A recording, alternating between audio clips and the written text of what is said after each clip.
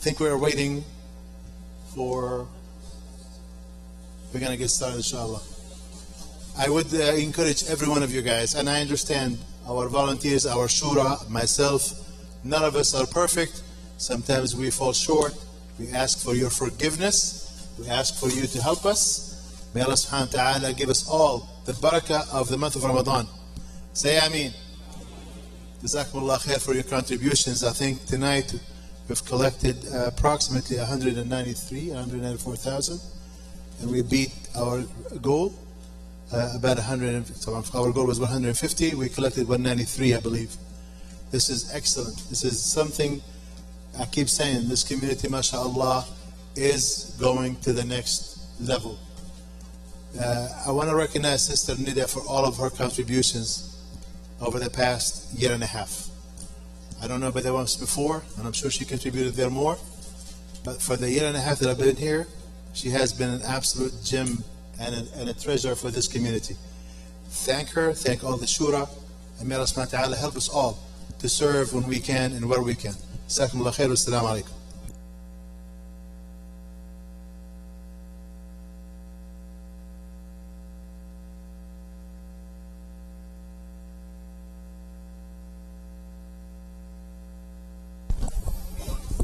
Assalamu alaikum. I know some brothers are getting up for water. So as we're passing these bottles of water out, okay, can I just pass them here and then please raise your hand if you need it. How about this? How about you take 5-6 bottles, pass them down this way, you take 5-6 bottles, pass them down that way. Tear this up.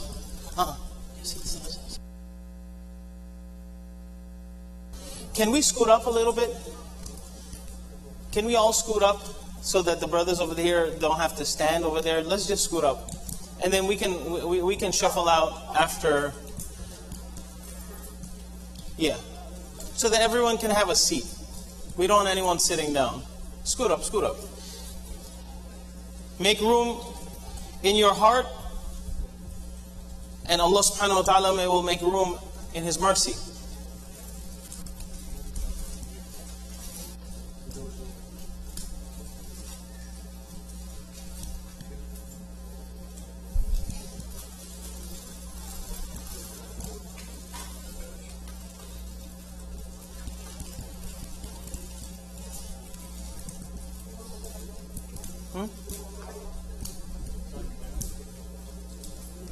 Not off. Because, yeah, just out.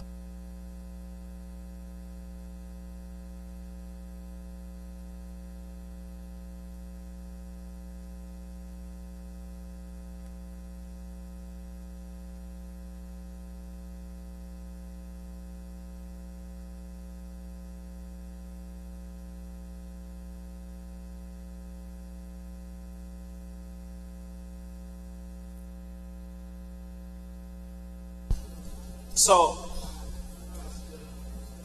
is that, no, turn one back on. Turn one back on. Yeah, and leave the fans on. Please, no one mess with the fans. Yeah. No, I think it was by accident.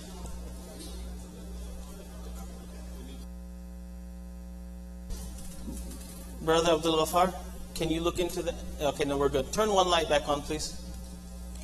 Yeah, just, nope. Okay, that's fine. Is that okay? All right, good.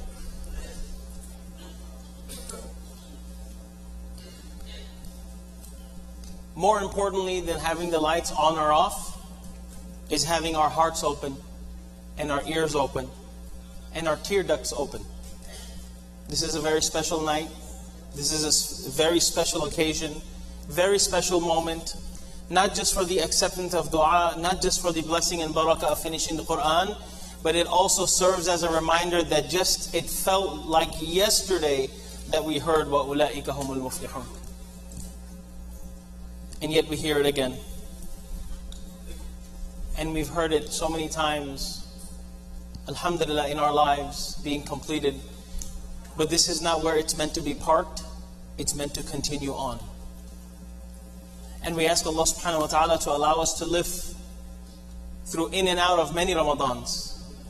For verily the dent that this month will cause, a good dent in our book of deeds, We will only realize that in the hereafter.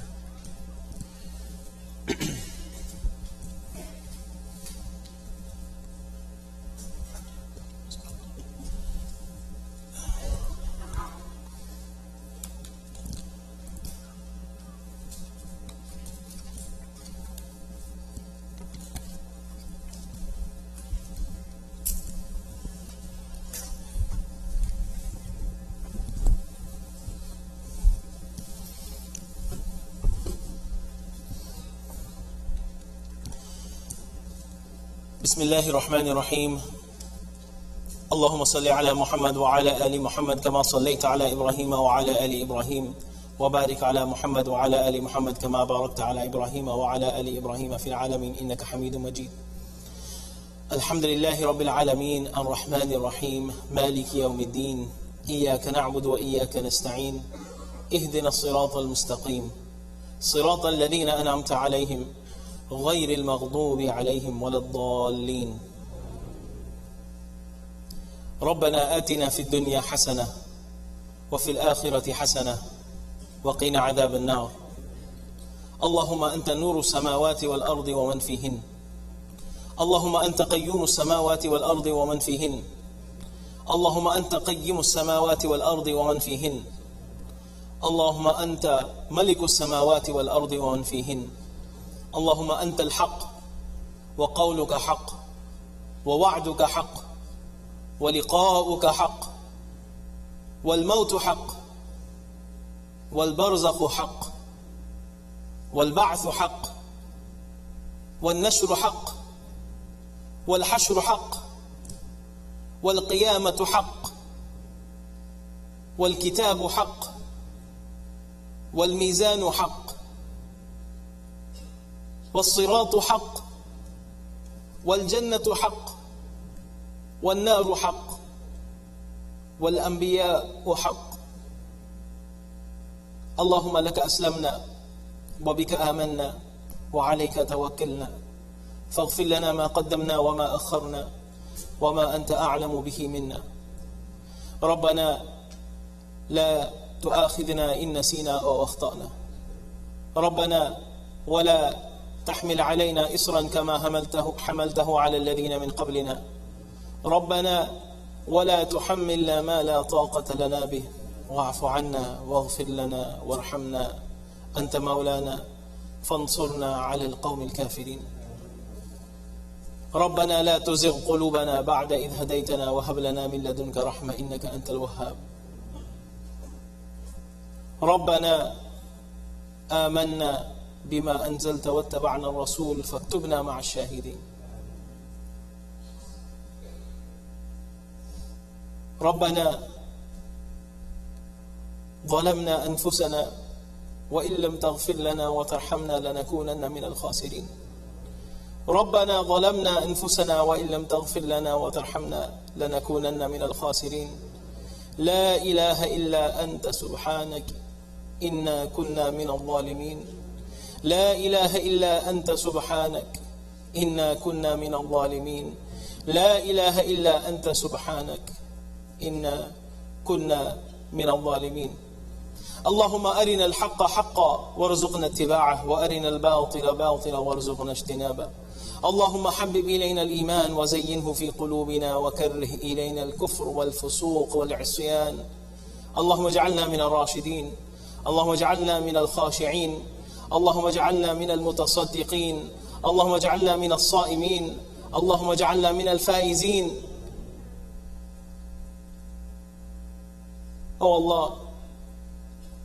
Oh Allah, we sit here on this blessed night, in this blessed evening,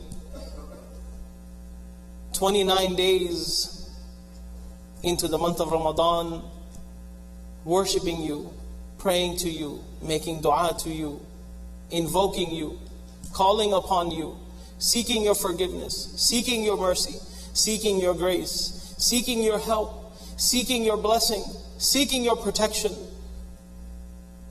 seeking your closeness, seeking your guidance, seeking your light.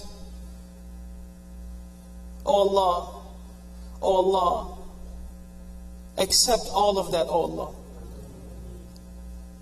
For 1 month, O Allah, we have been praying, doing dhikr, reciting the Quran, listening to the Quran, pondering over the Quran, thinking about the Quran, making wudu to read Quran. O Allah, we have read Quran and recited Quran sitting down while in prayer. We have listened to the Quran sitting down while in prayer, while laying down, while driving, while doing our chores out loud and on our earphones. O Allah, we have spent the entire month listening to your word, O Allah. Allow all of that to penetrate into our heart, O Allah. O Allah, allow us to internalize and be moved and inspired and driven and motivated by all of the barakah and the blessing in your word, O Allah. O Allah, allow us to change our lives through the Quran, O Allah. O Allah, allow us to change our lives into the Quran, O Allah. Allow us to make and develop our akhlaq into the akhlaq that the Quran wants us to have, into the life that the Quran wants us to have. Oh Allah, in the way we deal each other, the way the Quran wants us to deal with each other, the way we interact each other into the way that the Quran wants us to interact with each other. Oh Allah, oh Allah, oh Allah, the Quran is the light, it is the guide. Oh Allah, allow its light to enlighten us.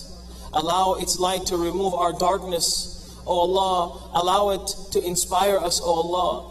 Oh Allah, this Quran that has been recited, oh Allah, give us multifold of the reward of each and every single letter recited and each and every single letter that is heard. Oh Allah, oh Allah, oh Allah, allow us to internalize the Quran, to understand and internalize its meaning. Allow us to recite it so ever often, oh Allah.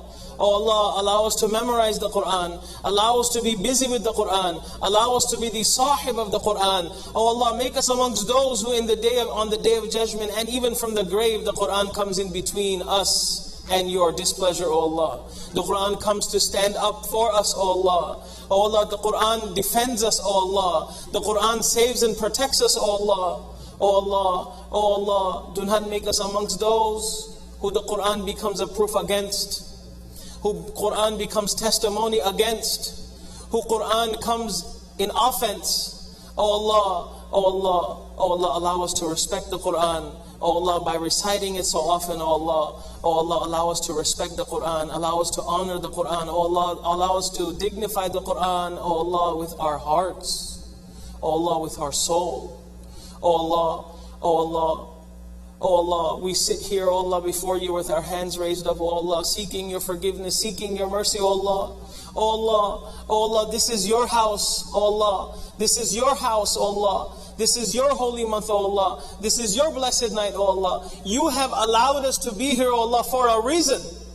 Oh Allah, don't allow a single soul to leave this building without being totally forgiven, oh Allah, and without being totally accepted, oh Allah, without totally being elevated, oh Allah. Oh Allah, with all of their problems being vanished and gone, oh Allah, with their lives full of happiness, joy, prosperity, and progress, oh Allah. Oh Allah, allow each person to walk out of this masjid a better version of themselves and to continue to keep on getting better, oh Allah, till we meet you with your pleasure, oh Allah. Oh Allah, oh Allah, oh Allah, allow us to bear taqwa in everything that we do and ihsan in everything that we do. Oh Allah, you have given us so much, oh Allah. You have given us more than we deserve, oh Allah. Oh Allah, you have given us way more than we deserve, oh Allah. Oh Allah, oh Allah, you have had mercy on us, oh Allah. Oh Allah, you have blessed us and graced us, oh Allah. Oh Allah, oh Allah, allow us, oh Allah, to be thankful for everything that you have given us, oh Allah. Oh Allah, allow us to be thankful for everything that you have yet to give us, oh Allah. Oh Allah, allow us to appreciate everything that you have decided not to give us in this world, oh Allah. Allow us to be happy with that decision, oh Allah. Allow us to accept our fate and destiny, oh Allah. Oh Allah, allow us to understand that you know what is best for us and when it's best for us and where it's best for us and how it's best for us, oh Allah. Make us your grateful servants, oh Allah. Make us from the shakur, oh Allah. Make us from those who are grateful for any and everything in every situation and condition, O Allah. O Allah, O Allah, O Allah, for those of us who are enjoying the best of their health, O Allah. Oh Allah, we thank you for that, oh Allah. We thank you for our eyes. We thank you for our ears. We thank you for our mouth, our tongue, our teeth, our head, our hair, our brain. We thank you for our toes, our fingers, our hands, our feet, our arms, our legs. We thank you for our entire physical existence, oh Allah. Oh Allah, we ask you to allow us to utilize our hands and our feet and our ears and our eyes and our tongue and our brain and our talent and all of our faculties and any and everything that pleases you, Allah. We ask you, Allah, to grant us strength, O Allah, and to use this strength for your cause, O Allah. O Allah, O Allah, there are many of us and many of our loved ones, many of our family members, O Allah. O Allah, who may be dealing with sickness and illness, O Allah. O Allah, there are so many people that we know of and we don't know of who are dealing with cancer, O Allah.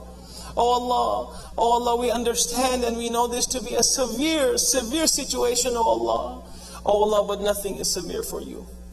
Oh Allah, nothing is hard for you. Oh Allah, everything is easy for you, oh Allah.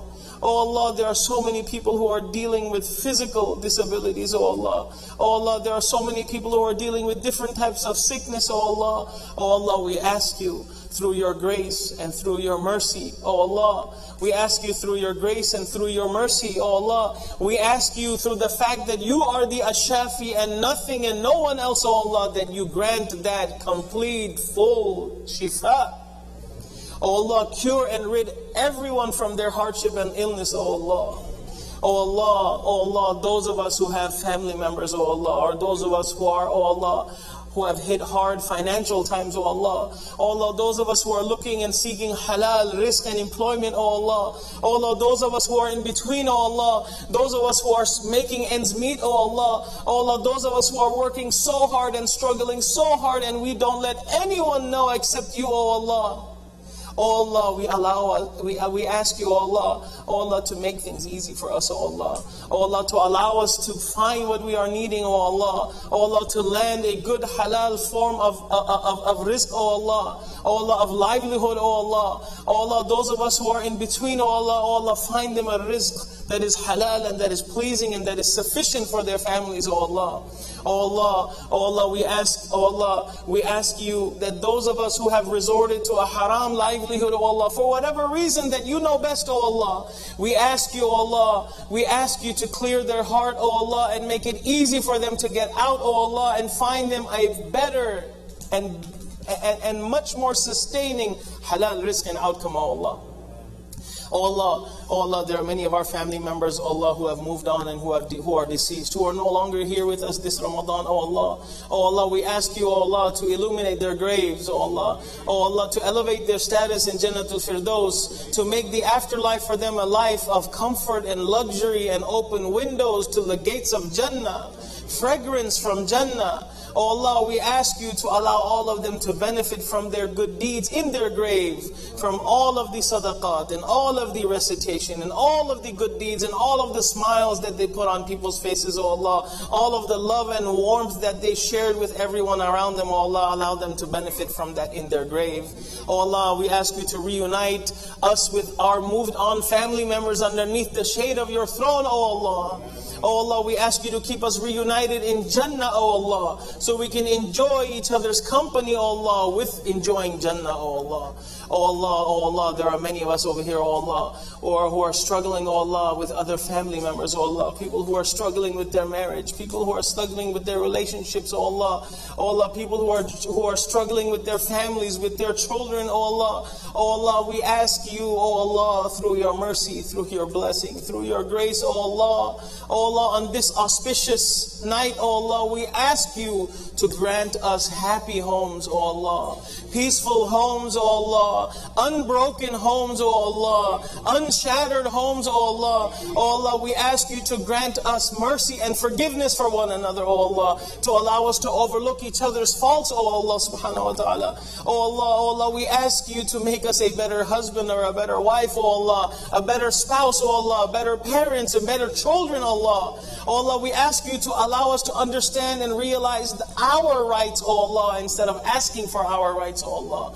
O Allah, we ask you, O Allah, to make all of our homes happy homes, O Allah. O Allah, those of us, O Allah, who are looking to make a home, O Allah. O Allah, those of our brothers and sisters who are struggling to start their life, O Allah, and they're seeking halal marriage, O Allah. O Allah, we ask you to remove all obstacles that may come in their way, O Allah. O Allah, we ask you, O Allah, to make this journey an easy and simple one, O Allah. O Allah, we ask you to allow them to find their better half, O Allah, and find their soulmates, O Allah. O Allah, we ask you to make them happy, O Allah, and grant them blessing and bliss in this world, O Allah. Oh Allah, oh Allah, there are many of us, oh Allah, who have been in previous marriages, oh Allah, who are looking to move on, oh Allah, who are single parents, oh Allah, who are widows or widowers, oh Allah, we ask you, oh Allah, to complete their home, oh Allah, and to complete and strengthen their heart, oh Allah, and find and let them meet their matches, oh Allah, there are many children who are without parents, oh Allah. There are many children without parents, oh Allah. Oh Allah, we ask you, oh Allah, to be their protector and their supporter and their sustainer, oh Allah. Oh Allah, we ask you, oh Allah, to find, oh Allah, to make us find it in our hearts, oh Allah, the importance of taking care of these children, oh Allah. Oh Allah, oh Allah, oh Allah, soften our hearts and open up our hearts, oh Allah, to adoption, oh Allah. Oh Allah, to fostering children, oh Allah, to take care of children who have no one else, oh Allah. Oh Allah, oh Allah, there are many of us, oh Allah, in this congregation, oh Allah, who are dealing, oh Allah, who are dealing with their own spiritual challenges, oh Allah. Oh Allah, they find it a drag. They find themselves having to drag themselves, oh Allah, to do any khair and come to the masjid, oh Allah. Oh Allah, we ask you to soften their hearts, oh Allah. Oh Allah, we ask you to grant them guidance, oh Allah. Oh Allah, we ask you to protect them, oh Allah. Oh Allah, oh Allah, there are many teens, oh Allah, in our society and in our community, oh Allah, who are dealing with so many temptations and so many struggles, oh Allah. Oh Allah, we ask you, oh Allah, to be the protector of all of our teens, oh Allah, to protect their faith and their iman, oh Allah, to protect their chastity and modesty, oh Allah. Oh Allah, we are living in very hard and very trying times, oh Allah. Oh Allah, we ask you to make our family a single strong unit, oh Allah, so that we can support one another and look after one another, oh Allah. Oh Allah, we ask you to protect our teens, the brothers and the teens from the young sisters, oh Allah. Oh Allah, we ask you to preserve and protect their identity, oh Allah. Oh Allah, make them role model Muslims, oh Allah. Oh Allah, oh Allah, oh Allah, we ask you to protect all of our women and all of our mothers and all of our sisters, oh Allah. Oh Allah, oh Allah, we ask you, oh Allah, to not let them be an unforgotten segment in society, oh Allah. Oh Allah, oh Allah, the women of our community are the one who raise the children into men and women who call out your name, oh Allah. Grant them the strength that they need, the support that they need, the patience that they need, oh Allah. Oh Allah, allow us to be supportive for one another, oh Allah. Oh Allah, allow us to be those supporting believing men and believing women for one another, oh Allah. Oh Allah, oh Allah, we are sitting here tonight, oh Allah. Oh Allah, this is when our entire community gets together, oh Allah. Oh Allah, we are sitting in your home, oh Allah. Oh Allah, we have all left everything behind, oh Allah.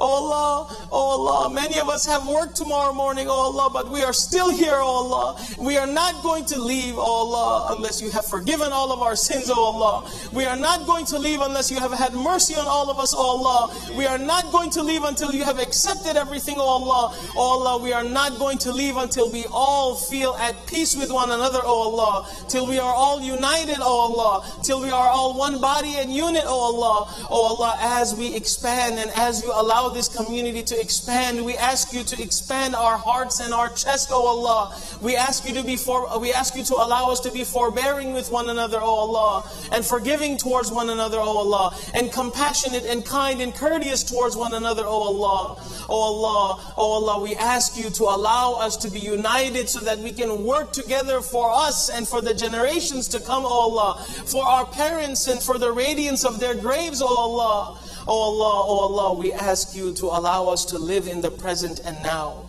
Oh Allah, we ask you to allow us to cherish all of those who are around us, oh Allah, to cherish every second, oh Allah, of every minute that you have kept us alive, oh Allah, to utilize all of that for your pleasure, oh Allah. Oh Allah, oh Allah, we ask you, oh Allah, for those of us, oh Allah, whose parents are alive and whose parents are amongst us, oh Allah. Oh Allah, we ask you, oh Allah, to allow us to gain and attain your Jannah through their service, oh Allah. Oh Allah, we ask you for the tawfiq and ability to be dutiful to our parents, oh Allah. Oh Allah, we ask you, oh Allah, to allow us to recognize the value and worth of our parents, oh Allah. Oh Allah, oh Allah, you have given so much importance to parents, oh Allah. Oh Allah, allow us to understand and recognize that importance, oh Allah. Oh Allah, for those of us whose parents have moved on, oh Allah. Oh Allah, for those of us whose parents are not here, oh Allah. Ya Rabbi irhamhuma kama rabbayana saghira. Ya Rabbi irhamhuma kama rabbayana saghira. Oh Allah, with the same love, oh Allah, in that love and mercy and compassion that they raised us, oh Allah. Oh Allah, that they brought us up as babies, oh Allah. Oh Allah, that they went through sleepless nights, oh Allah. Oh Allah, that they went to tiresome days, oh Allah. Oh Allah, they sacrificed all their needs and all their wants and put all their dreams on the side for us, oh Allah. Oh Allah, oh Allah, we ask you to put all of their shortcomings on the side and have mercy on them, oh Allah. Oh Allah, we ask you to grant them Jannatul Firdaus, oh Allah. We ask you to allow them to be at the gates of Jannah to welcome the rest of the family through, oh Allah. Oh Allah, we ask that when we see them on the Day of Judgment, they look at us and say, where have you all been? Oh Allah, oh Allah, oh Allah, as a community, oh Allah. Oh Allah, we ask you to grant barakah in our community. We ask you to put barakah in our children, to put barakah in our men, to put barakah in our women, to put barakah in our seniors and our elderly. Oh Allah, we ask you to put barakah, oh Allah, in all of the volunteers and everyone who comes to this masjid and everyone who gives their time, oh Allah, to serve your deen, oh Allah, in whatever capacity it may be, oh Allah. Oh Allah, there are many people who make sacrifices, oh Allah, for your sake, oh Allah. We ask you to accept. We ask you to bless all of it. Oh Allah, we ask you, oh Allah, for all of the piety and all of the hard work that we are putting in the community, oh Allah. Oh Allah, to allow this to be the protection for generations of our children to come, oh Allah. Oh Allah, we ask that our piety and our sacrifices and all of our worship extend, oh Allah, into our progeny, oh Allah.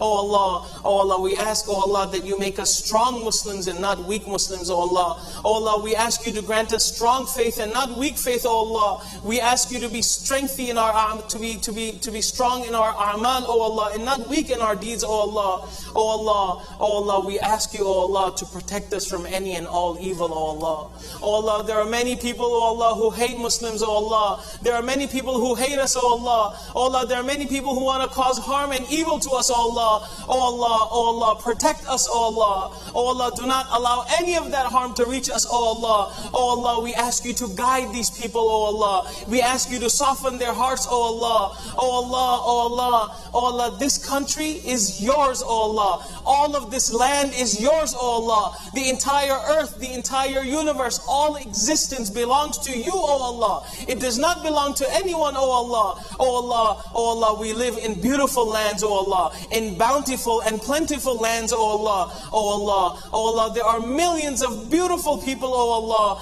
Oh Allah, we ask you, oh Allah, to give them guidance, oh Allah. Oh Allah, we ask you to allow them to see the true message and light, oh Allah. Oh Allah, we ask you to make us the stewards and the messengers, oh Allah, of that light, of that guidance of the Quran, oh Allah. Oh Allah, oh Allah, we ask you to allow us to fulfill our responsibility of being a Muslim in these lands, oh Allah.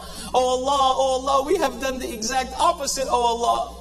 Oh Allah, what have we told to the other people, oh Allah? Oh Allah, how do we conduct ourselves as a community, oh Allah? Oh Allah, look at the condition of the Muslims throughout the entire world, oh Allah. What do we have to show for it, oh Allah? What do we have to show that this is the best religion, oh Allah? That your book is the truth, oh Allah, and this Islam is the truth, oh Allah. Oh Allah, look at the conditions of us and Muslims throughout the world, oh Allah. Oh Allah, these are shameful conditions, oh Allah. Oh Allah, it is your wisdom, oh Allah, and it's your decision, oh Allah, that we are seeing these days, oh Allah. Oh Allah, we ask you to turn the tables, oh Allah. Oh Allah, we ask you to alleviate the hunger and pain throughout the world, oh Allah. Oh Allah, we ask you to extend safety, aman, and protection to all of those who are living in fear, oh Allah, who are living in fear of their lives, oh Allah, who are living in fear of their livelihood, oh Allah, who are living in fear of their freedom, oh Allah, oh Allah, who are living in fear of losing their homes and their land, oh Allah.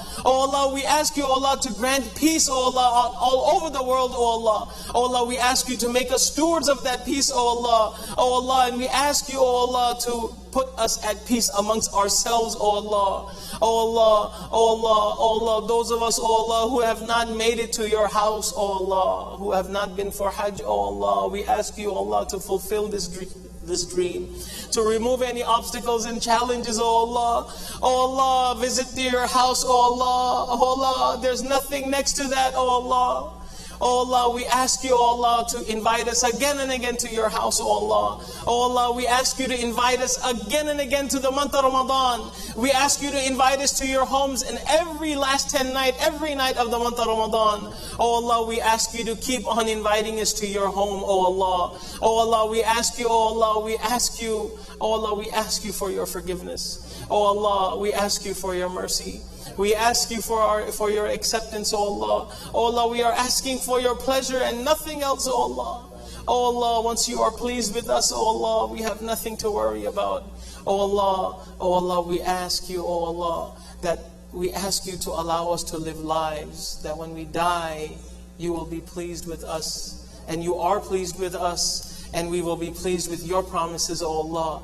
Oh Allah, allow us to live that type of life. Oh Allah, and when we die, oh Allah, allow our soul to be taken by the angels of mercy, oh Allah. Allow our souls to be taken in comfort, oh Allah. Oh Allah, allow our souls to go and dwell into the heavens, oh Allah. Oh Allah, allow us to live a life of luxury and comfort in the grave, oh Allah. Expand our graves, oh Allah. Open the windows into Jannah, oh Allah. Give us the fragrant scents, oh Allah. Allow us to enjoy it, oh Allah. Oh Allah, help us when we sit before to answer the questions of Munkar and Nakir, oh Allah. Oh Allah. Oh Allah, and when you resurrect us, oh Allah, we ask that you resurrect us amongst the Anbiya and amongst the Sulaha and amongst the Awliya. Oh Allah, grant all of us, oh Allah, a spot underneath the shade of your throne, oh Allah. Oh Allah, that special VVIP spot, oh Allah. Oh Allah, make it ours, oh Allah. Oh Allah, when we stand for account, oh Allah, we ask that our good deeds, oh Allah, the pan of our good deeds be the heavy one, oh Allah. Oh Allah, we ask that the pan of our good deeds be the heavy one, oh Allah. Oh Allah, when we stand before our book of deeds, we ask that you make us surprised beyond our imagination, oh Allah. Oh Allah, may we see pages upon pages upon pages upon pages upon books upon volumes of good deeds, oh Allah. Oh Allah, oh Allah. Oh Allah, expunge our account from anything evil, from anything vice, from anything harmful, oh Allah. Oh Allah, grant us your forgiveness, oh Allah. Oh Allah, oh Allah, allow us to be in the line of people who will accept water from the Prophet ﷺ and his hawd. There will be people who the Prophet ﷺ will shoo away. There will be people who will be an embarrassment to the Prophet ﷺ.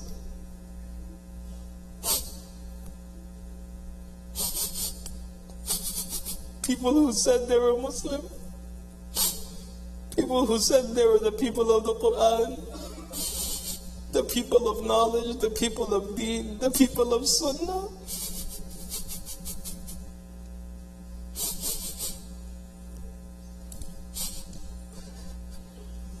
But they will be deprived. Oh Allah, we ask that that when we stand, oh Allah, before the Prophet sallallahu alaihi wasallam, that we receive that water, oh Allah, and that he is happy, oh Allah, and that he is proud, oh Allah. Oh Allah, we ask that you allow us to cross the bridge of Sirat with lightning, oh Allah, in the speed of lightning, oh Allah. Oh Allah, everyone will go across that bridge over the fire of hell. Oh Allah, allow us to get by. Enter us into Jannah without account. Grant us Firdaus. Grant us the opportunity to witness your Nur, O Allah, morning and night.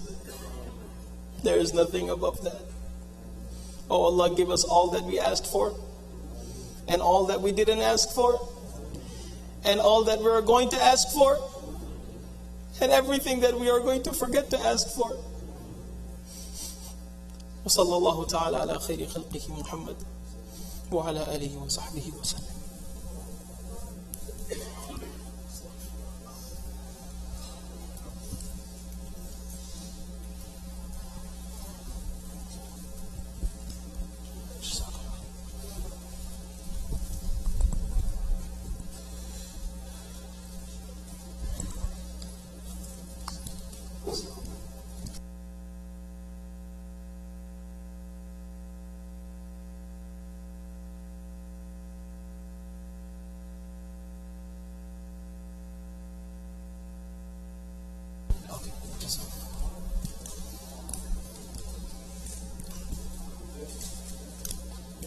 Yeah, we're going to pray Salatul Witr right now.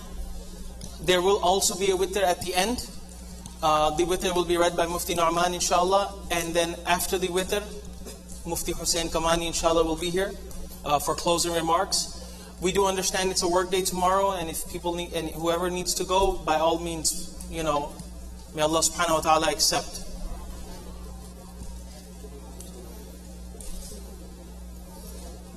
Nasib, that spot is empty, right? That spot is empty.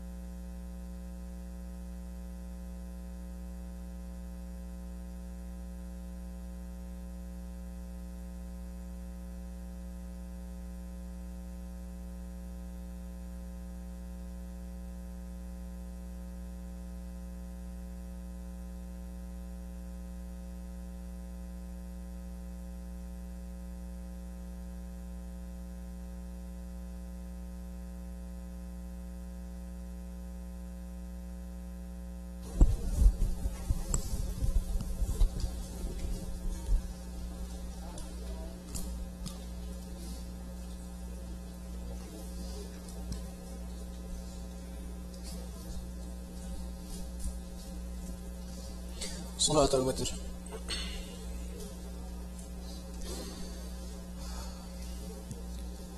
الله أكبر.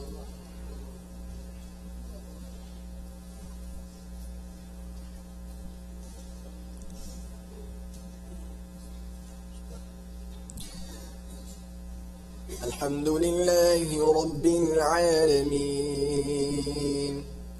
الرحمن الرحيم مالك يوم الدين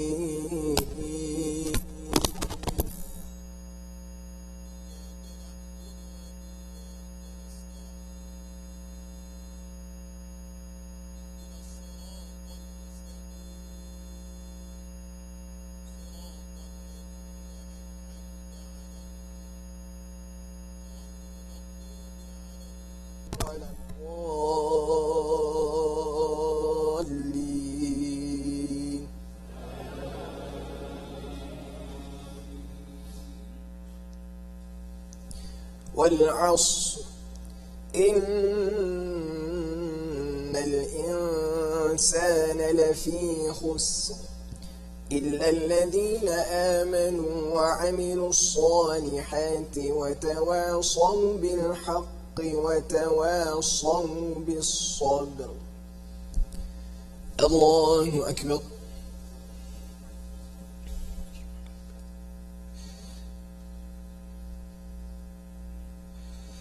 سمع الله لمن حمده.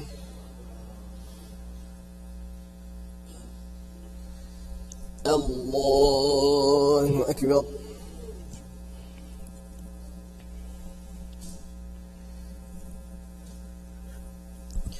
الله أكبر.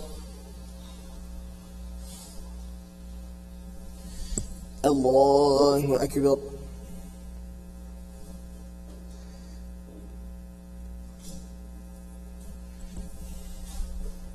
الله أكبر.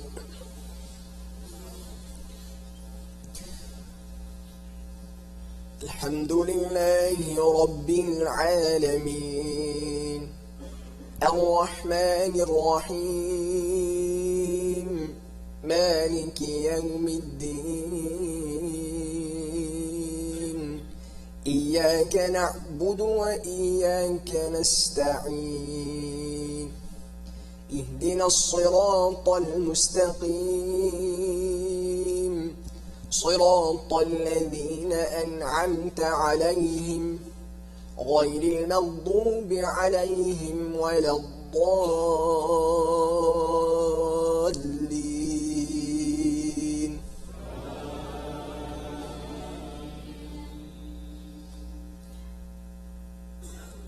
أرأيت الذي يكذب بالدين فذلك الذي يدع اليتيم ولا يحض على طعام المسكين فويل للمصلين الذين هم عن صلاتهم ساهون الذين هم يراءون ويمنعون الماعون. الله أكبر.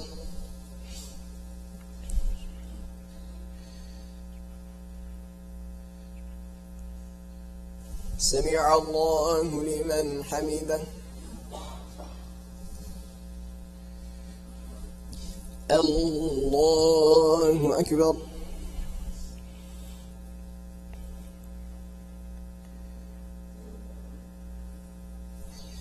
الله أكبر.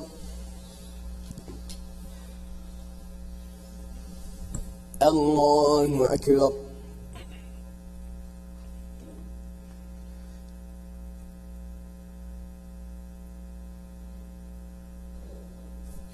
الله أكبر.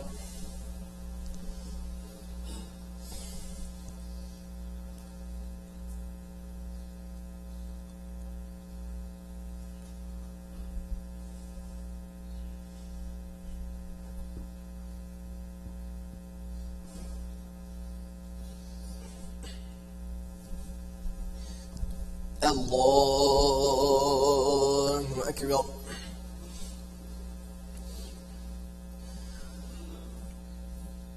الحمد لله رب العالمين الرحمن الرحيم مالك يوم الدين إياك نعبد وإياك نستعين اهدنا الصراط المستقيم صراط الذين أنعمت عليهم غير المغضوب عليهم ولا الضالين.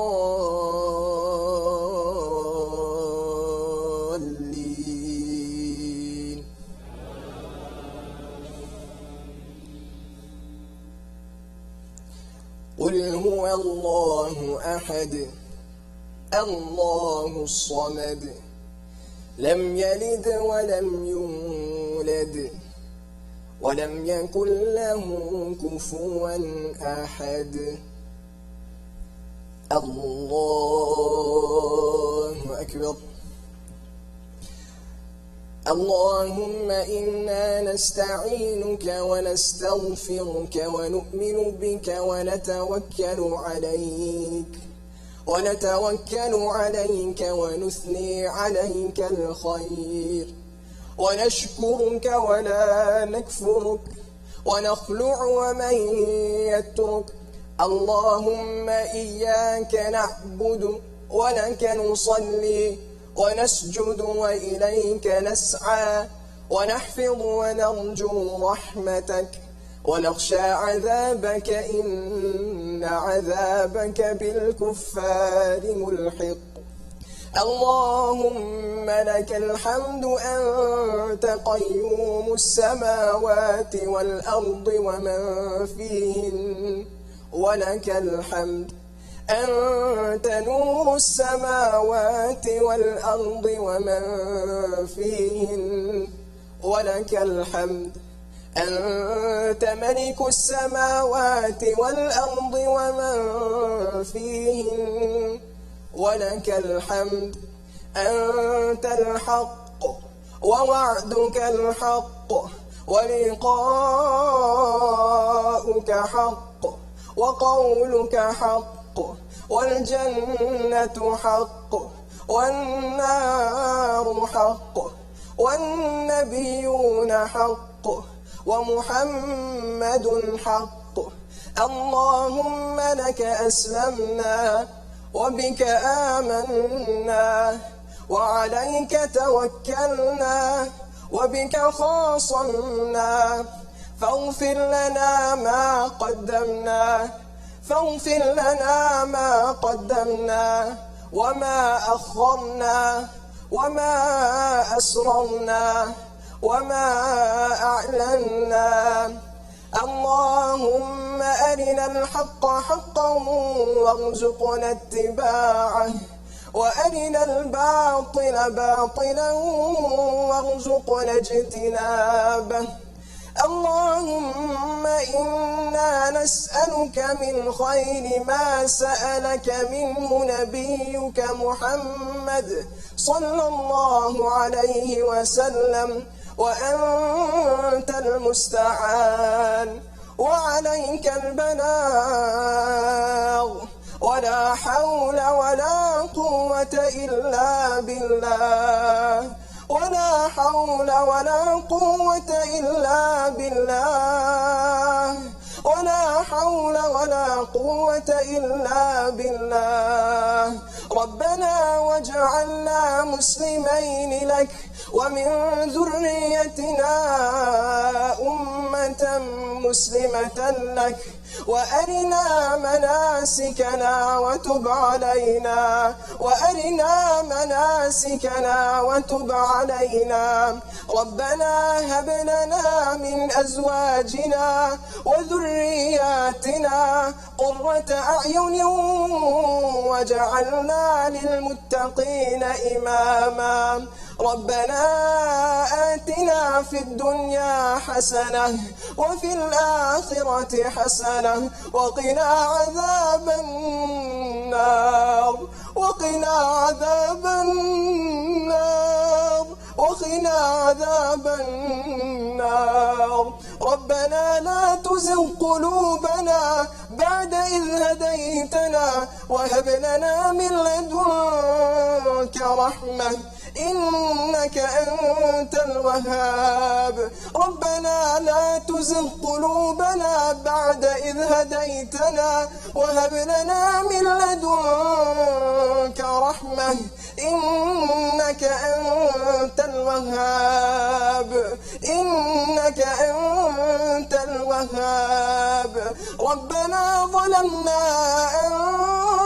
أنفسنا وإن لم تغفر لنا، ربنا ظلمنا أنفسنا وإن لم تغفر لنا وترحمنا لنكونن من الخاسرين، وترحمنا لنكونن من الخاسرين. رب ارحمهما كما ربياني صغيرا، رب ارحمهما كما ربياني صغيرا ربنا تقبل منا إنك أنت السميع العليم ربنا لا تؤاخذنا إن نسينا أو أخطأنا ربنا ولا تحمل علينا إصرا كما حملته على الذين من قبلنا ربنا ولا تحملنا ما لا طاقة لنا به واعف عنا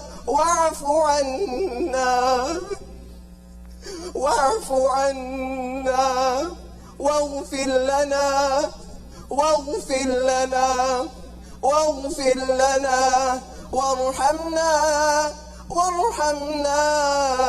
وارحمنا أنت مولانا فانصرنا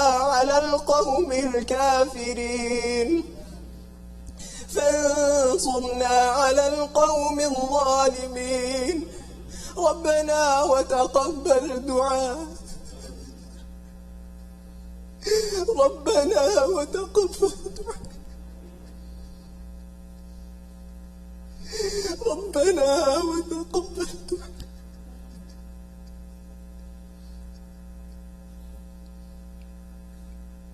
ربنا اغفر لنا ذنوبنا وكفر عنا سيئاتنا وتوفنا مع الأبرار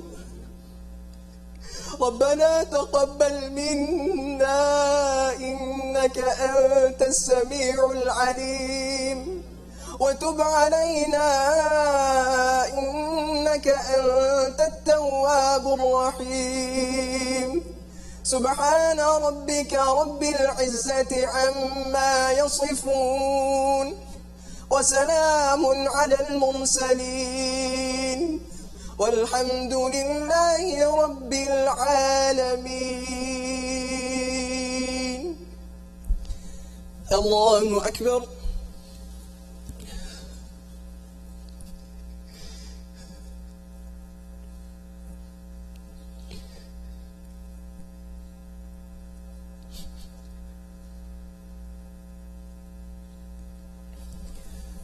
سمع الله لمن حمده.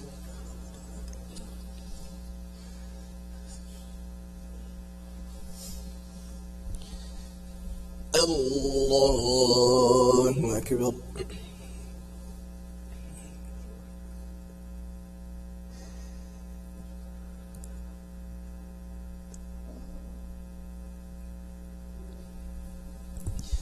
الله أكبر.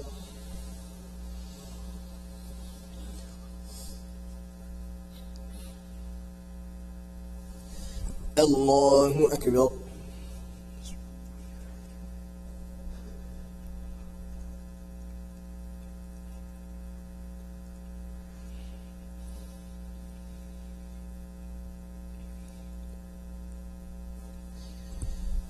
الله أكبر.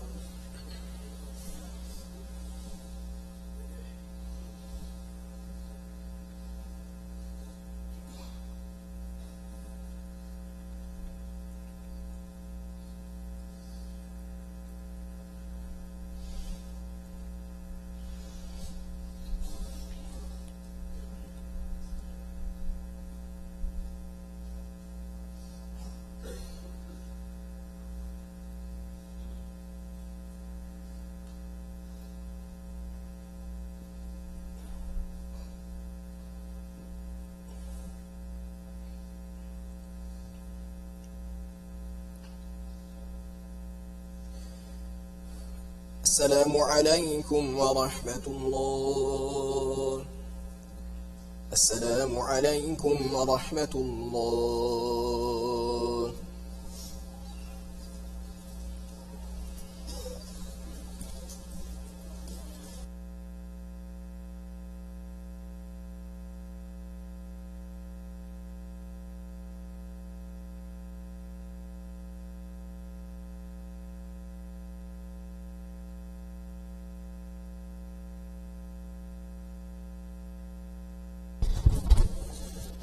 Assalamu alaikum wa rahmatullahi wa barakatuh.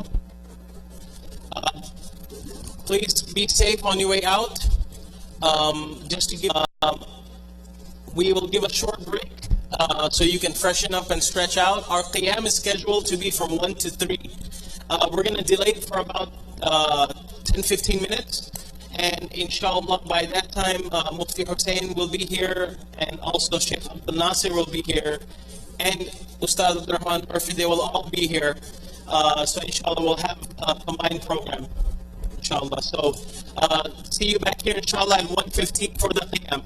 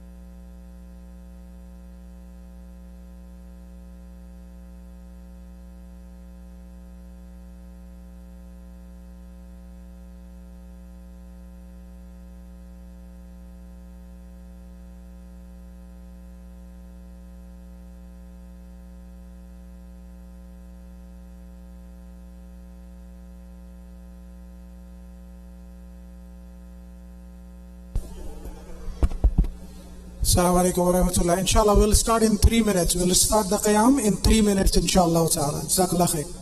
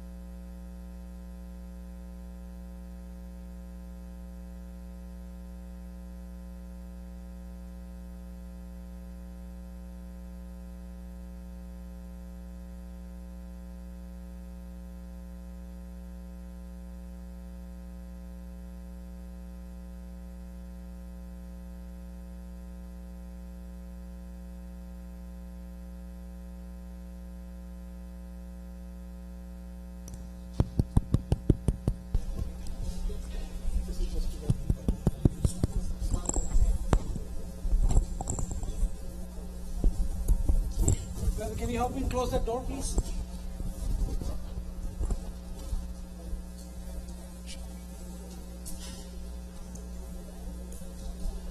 Straighten the lines and fill in the gaps, inshallah.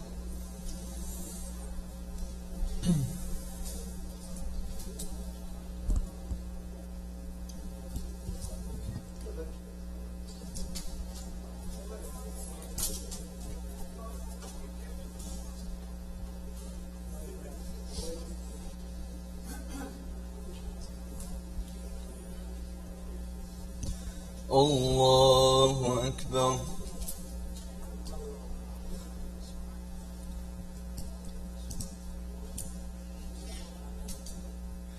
الحمد لله رب العالمين الرحمن الرحيم مالك يوم الدين إياك نعبد وإياك نستعين اهدنا الصراط المستقيم صراط الذين أنعمت عليهم غير المغضوب عليهم ولا الضالين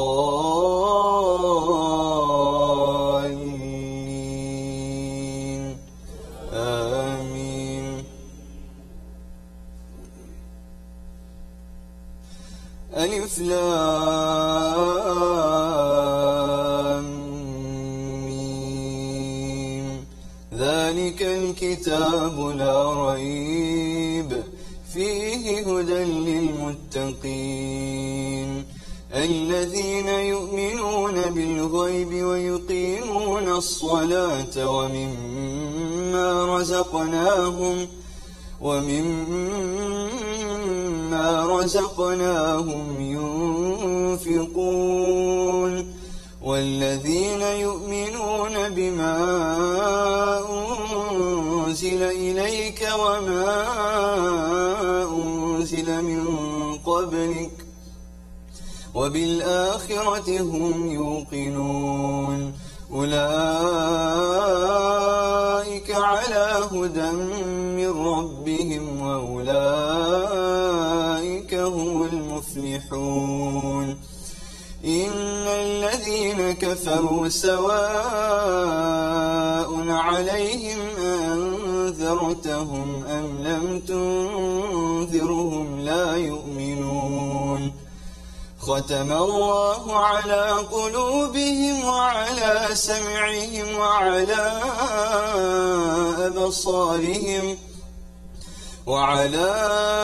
أبصارهم غشاوة ولهم عذاب عظيم. ومن الناس من يقول آمنا بالله وباليوم الآخر وما هم بمؤمنين يخادعون الله والذين آمنوا وما يخدعون إلا أنفسهم وما يشعرون. في قلوبهم مرض فزادهم الله مرضا ولهم عذاب أليم بما كانوا يكذبون. وإذا قيل لهم لا تفسدوا في الأرض قالوا إنما نحن مصلحون ألا إنهم هم المفسدون ولكن لا يشعرون. وإذا قيل لهم آمنوا كما آمن الناس قالوا أنؤمن كما آمن السفهاء ألا إنهم هم السفهاء ولكن لا يعلمون.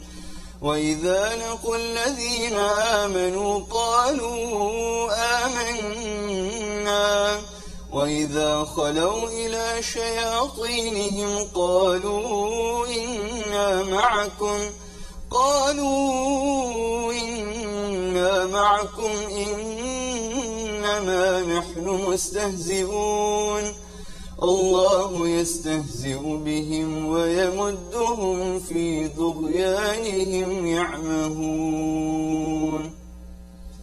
الله أكبر.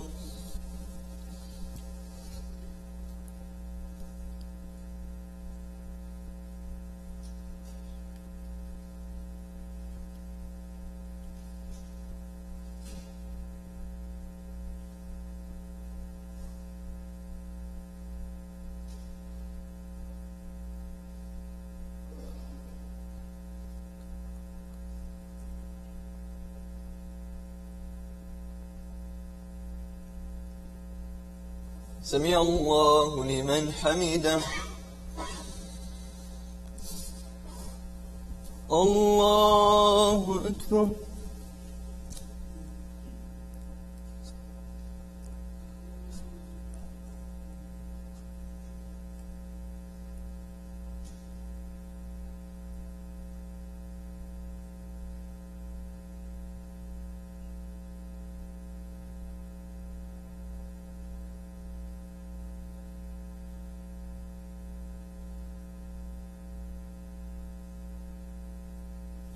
الله أكبر. الله أكبر.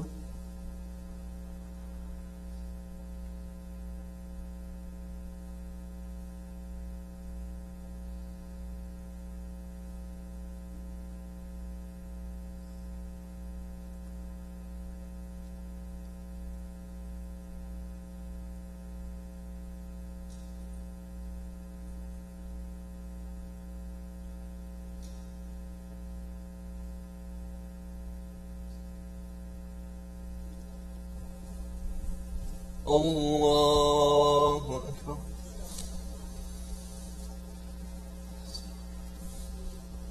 الحمد لله رب العالمين الرحمن الرحيم مالك يوم الدين إياك نعبد وإياك نستعين اهدنا الصراط المستقيم صراط الذين أنعمت عليهم غير المغضوب عليهم ولا الضالين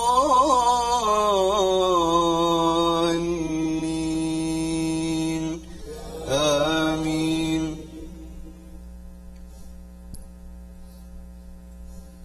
أولئك الذين اشتروا الضلالة بالهدى فما ربحت تجارتهم وما كانوا مهتدين. مثلهم كمثل الذي استوقد نارا فلما أضاءت ما حوله ذهب الله بنورهم وتركهم في ظلمات لا يبصرون صم بكم عمي فهم لا يرجعون. أو كصيب من السماء فيه ظلمات ورعد وبرق يجعلون أصابعهم في آذانهم من الصواعق حذر الموت والله محيط بالكافرين. يكاد البرق يخطف أبصارهم كلما ضاء لهم مشوا فيه وإذا أظلم عليهم قاموا ولو شاء الله لذهب بسمعهم وأبصارهم إن الله على كل شيء قدير. يا أيها الناس اعبدوا ربكم الذي خلقكم والذين من قبلكم والذين من قبلكم لعلكم تتقون الذي جعل لكم الأرض فراشا والسماء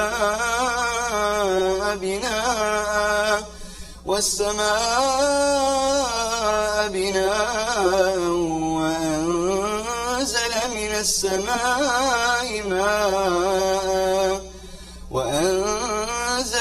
السماء ماء فأخرج به من الثمرات رزقا لكم فلا تجعلوا لله أندادا وأنتم تعلمون وإن كنتم في ريب مما نزلنا على عبدنا فأتوا بسورة من مثله ودعوا شهداءكم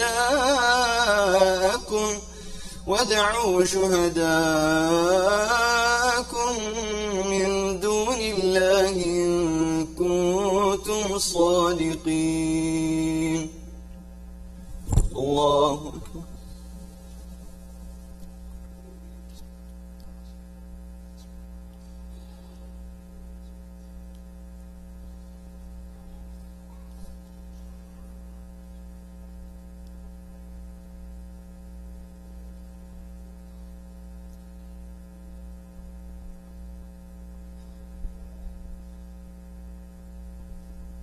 سمع الله لمن حمده. الله أكبر.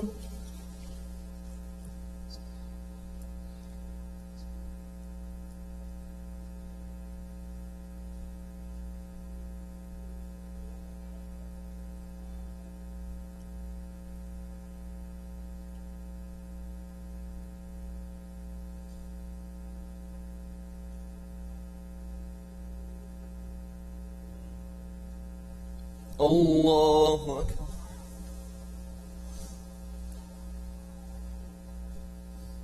الله أكبر.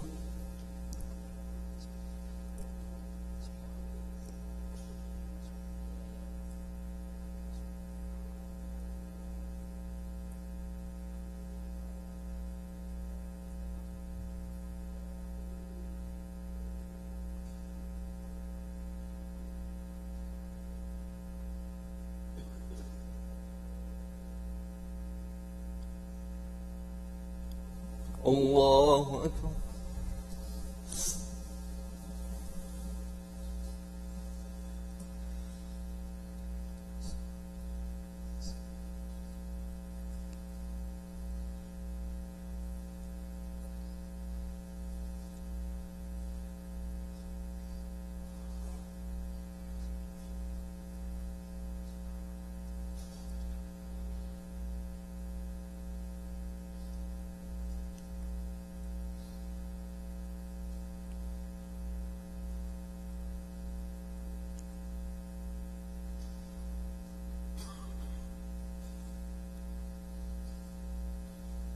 السلام عليكم ورحمة الله. السلام عليكم ورحمة الله.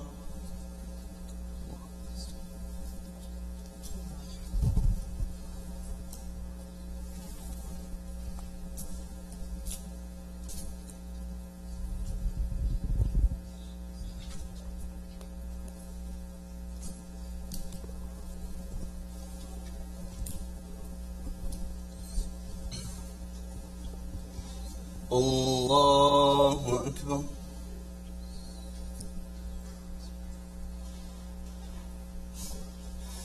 الحمد لله رب العالمين الرحمن الرحيم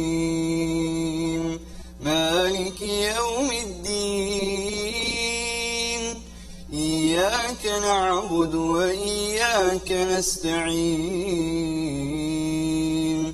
اهدنا الصراط المستقيم صراط الذين أنعمت عليهم غير المغضوب عليهم ولا الضالين.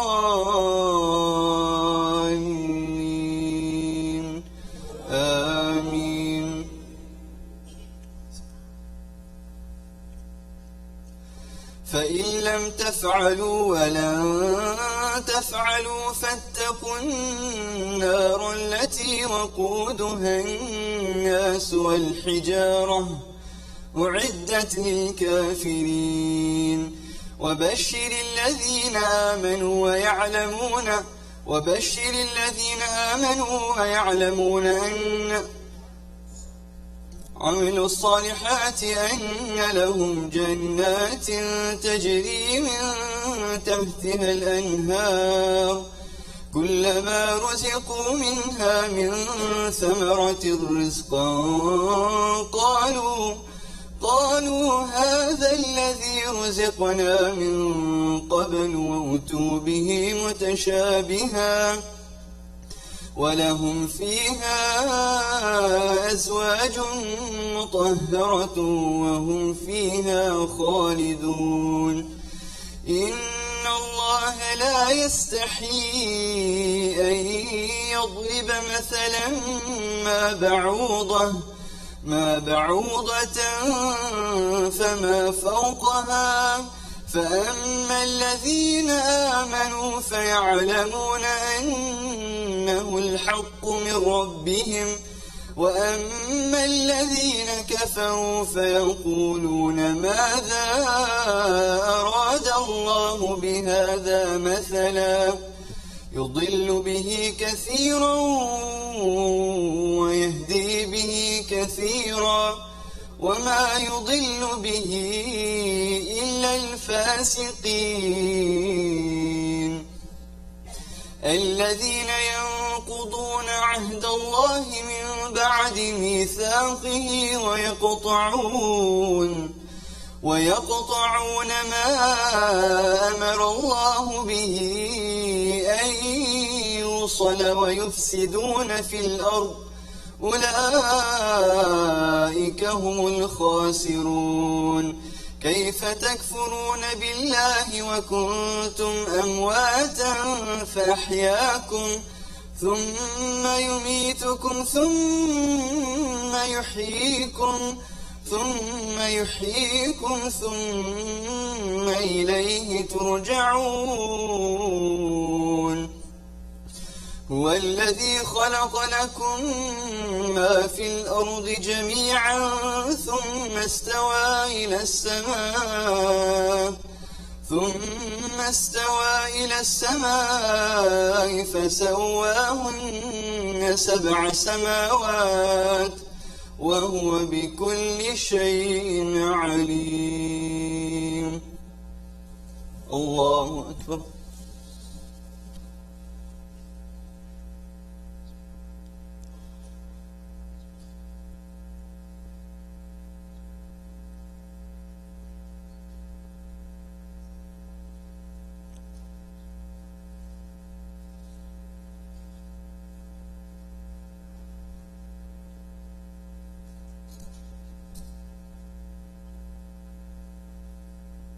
سمع الله لمن حمده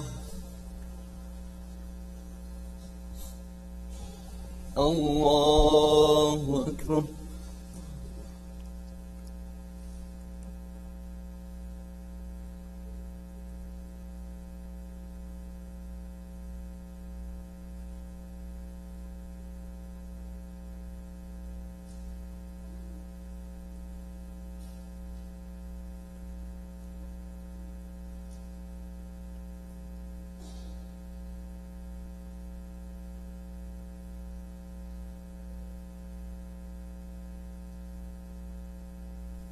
الله أكبر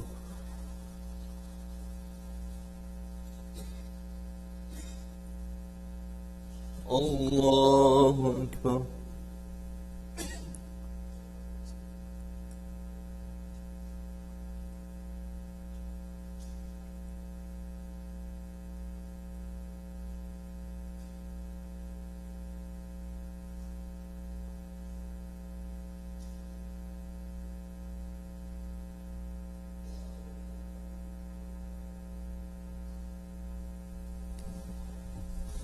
الله أكبر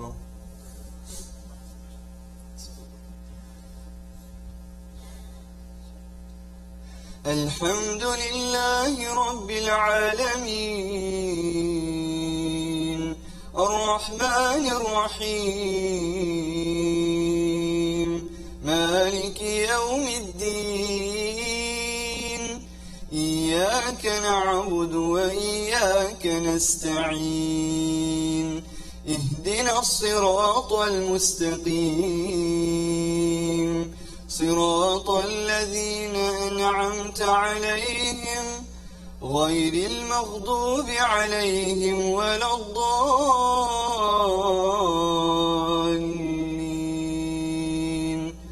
آمين.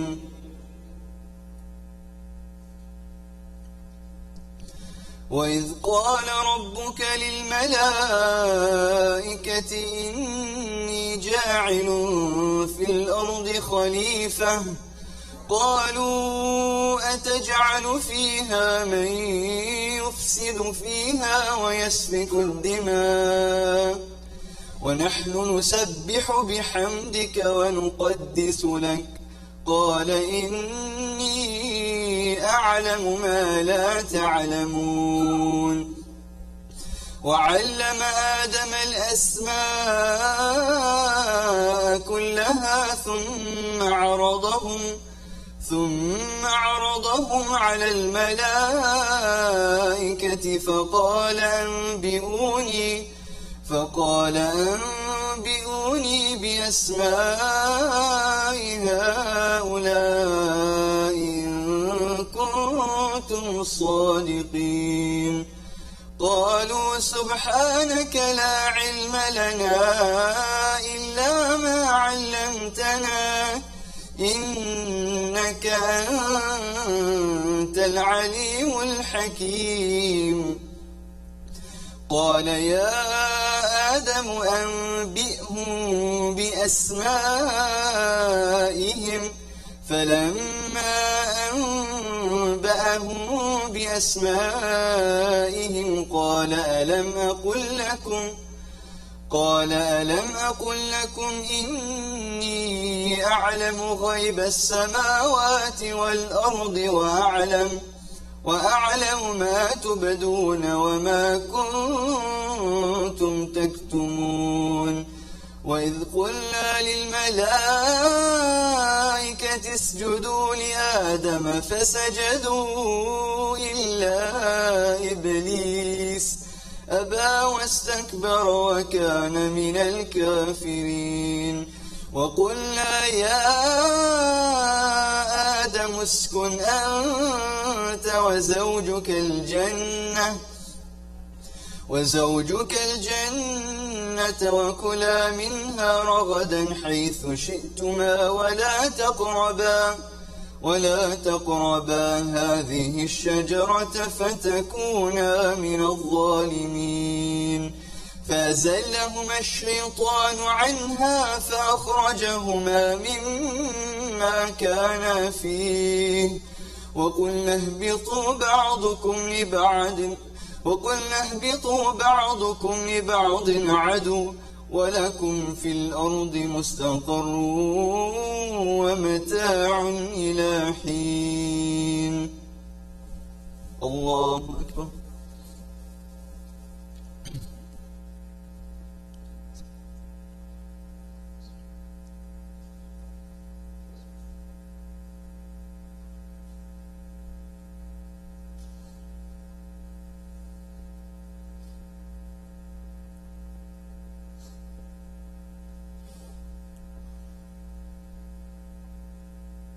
سمع الله لمن حمده. الله أكبر.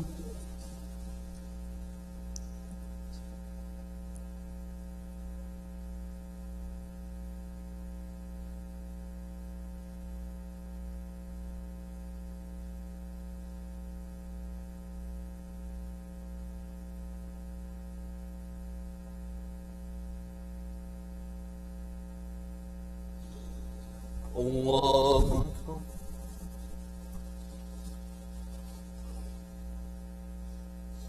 الله أكبر.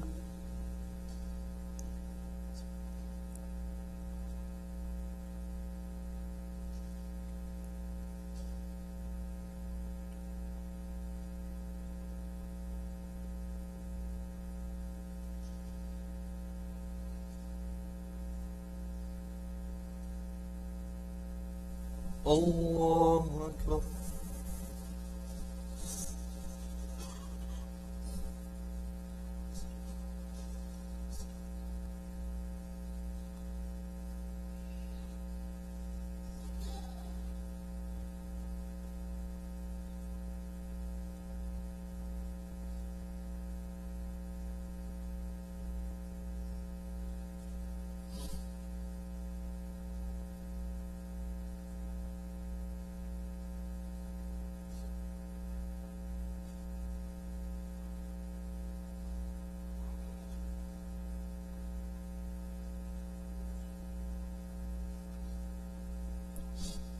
السلام عليكم ورحمة الله. السلام عليكم ورحمة الله.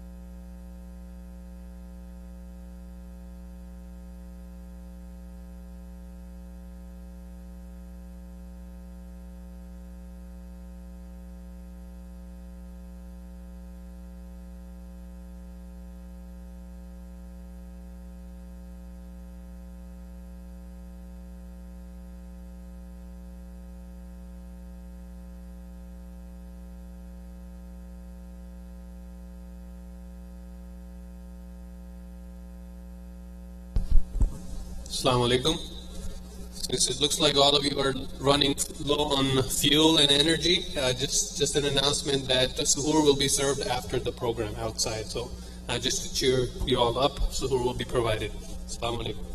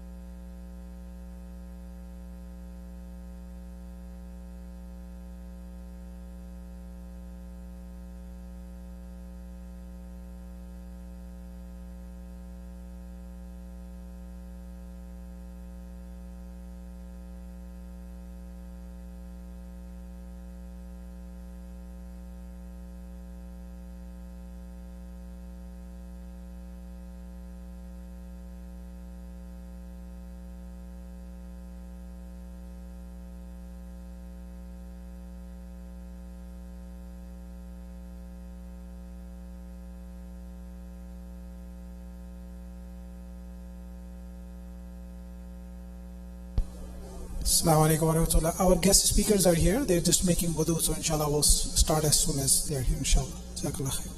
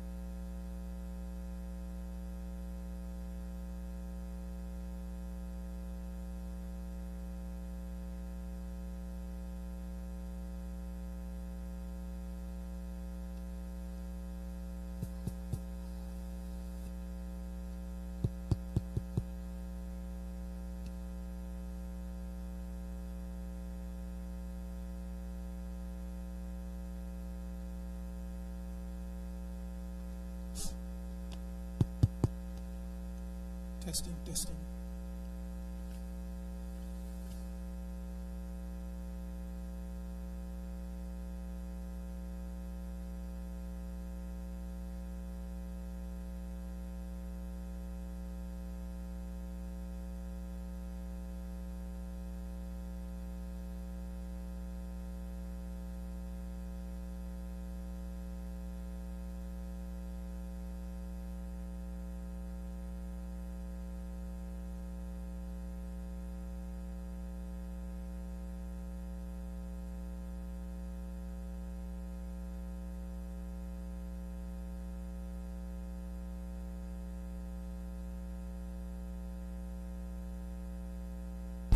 Assalamu alaikum wa rahmatullahi wa barakatuh.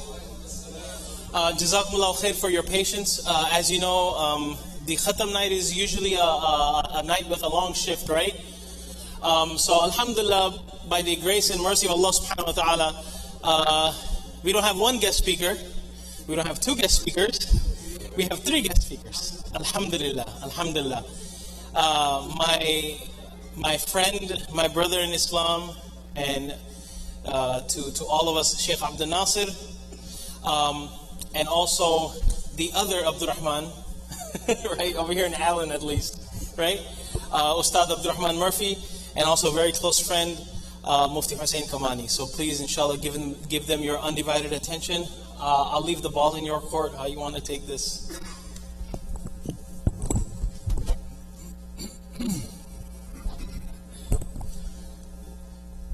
Bismillahi walhamdulillah wa salatu wa salamu ala rasulillah wa ala alihi wa sahbihi ajma'in.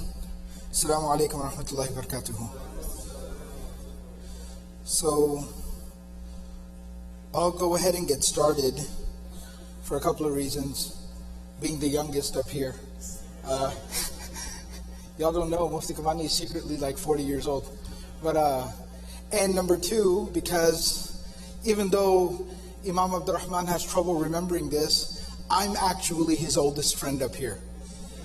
He treats Mufti Kamani like his best friend, but we've known each other longer.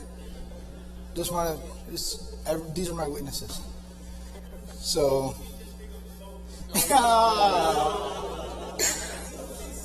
I forget about this. I go around town. Messing with all the different imams and shuyukh, and I always forget the one guy you don't start back and forth with is this guy. He's the only guy I fear. He's the only guy I fear in the trash talking competition. Oh my goodness. Alhamdulillah. It's good to be here. Alhamdulillah. So Allah subhanahu wa ta'ala has blessed us profoundly and tremendously that Allah subhanahu wa ta'ala allowed us to be here in the house of Allah subhanahu wa ta'ala during the blessed nights of the month of Ramadan. Say Alhamdulillah. And yes, we are here towards the conclusion of the month of Ramadan. And while that is a little bit of a moment of some, sadness potentially, and a little bit of regret maybe even about what could have been, but it should also be a moment of gratitude and reflection that alhamdulillah Allah subhanahu wa ta'ala allowed us to worship Him during this month and allowed us to end إِنَّمَا الْأَعْمَالُ بِالْخَوَاتِيمِ, where Allah subhanahu wa ta'ala allowed us to close out the month spending the nights in the house of Allah subhanahu wa ta'ala remembering Allah. So as I've been kind of mentioning as I make my way kind of around town to the different masajid for the Qiyam programs, the month of Ramadan is a month of the Quran. And so it's very important to spend some time reflecting on the Book of Allah and taking inspiration and meaning and purpose from the Quran during this month. And so in the spirit of that, I wanted to just talk about a handful of ayat. The theme and the topic is a description of the believers. This passage in the Quran, Surah number 23, Surah Al-Mu'minun, ayahs 1 through 11, talk about, describe to us, define for us what a believer is, who a believer is. What do they look like? How do they live their lives? What defines them? How do they go about living their lives? And so I thought it would be beneficial for us to reflect on that here, because once again, hopefully we're taking all this energy and spirituality that we've built up during the month of Ramadan, and we're trying to figure out how to translate it to post-Ramadan, outside of Ramadan. And so I felt like this was a discussion that we can really tackle, that we can really focus on. Abdullah bin Mas'ud radiallahu ta'ala anhu said about these particular verses that somebody who can really understand and preserve and study and reflect upon these verses will be successful in their life. And so Allah subhanahu wa ta'ala tells us, قَدْ أَفْلَحَ الْمُؤْمِنُونَ. Most definitely success has been achieved by the believers. أَفْلَحَ literally comes from the root word which means to farm, to harvest the crop. Those people will be successful when everything is said and done. Those people will have something to show for. They will have had a successful harvest in the life of the hereafter. Those who were characterized as being believers. Now Allah subhanahu wa ta'ala doesn't leave us in the dark. Allah subhanahu wa ta'ala explains to us, God Almighty, He details to us who these believers are. And Allah says, الَّذِينَ هُمْ فِي صَلَاتِهِمْ خَاشِعُونَ. The very first thing Allah says is that they are those people that specifically,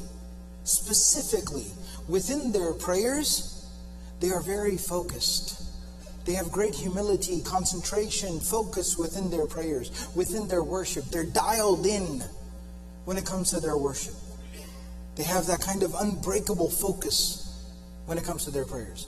Now, there's one little grammatical nuance that repeats itself throughout all of these descriptions that Allah gives us of the believers. I'll just highlight it here. I don't want it to be too technical. But there is what we call simple sentence structure. Simple sentence structure. Alright, simple sentence structure or conventional sentence structure in Arabic, not too different than English, is that you have the subject and then you have the predicate. الَّذِينَ هُمْ خَاشِعُونَ فِي صَلَاتِهِمْ. But what you do, and this actually does have a precedent even in English literature, but in Arabic language, it's very, it's a very important function within Arabic, classical Arabic. You flip the sentence structure. And it becomes more complex sentence structure. And what you do is you swap the places of the subject and the predicate, the direct object and the indirect object. You swap the order.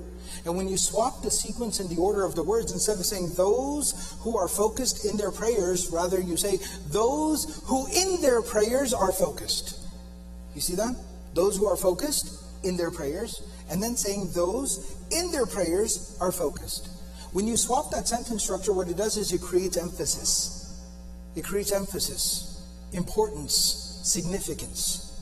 And so Allah is telling us here that, think about people, right? There was a basketball game earlier on, right? There was a basketball game on earlier, or last night, whatever you want to call it, right? So think about how somebody watches a basketball game, right? This is Cowboys country. Understand? I'm looking at my friend. He's a Saints fan. May Allah forgive him. All right? So this is Cowboys country.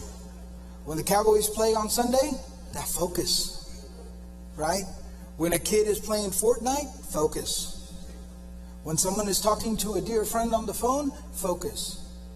And take anything, for example, whatever a person's passion is, whatever a person indulges in, focus. That people have different focuses, but above everything else, they are focused on, like any other situation, in their prayers, in their worship. They cherish the opportunity to talk to Allah. وَالَّذِينَ هُمْ عَنِ اللَّغْوِ مُعْرِضُونَ.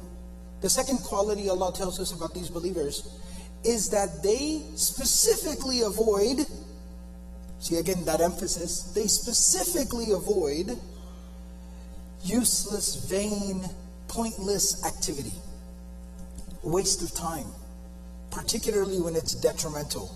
They just start shunning and avoiding things that are unproductive, particularly things that are detrimental, harmful, bad. They start avoiding those things above everything else. Then Allah says, وَالَّذِينَ هُمْ لِلزَّكَاةِ فَاعِلُونَ.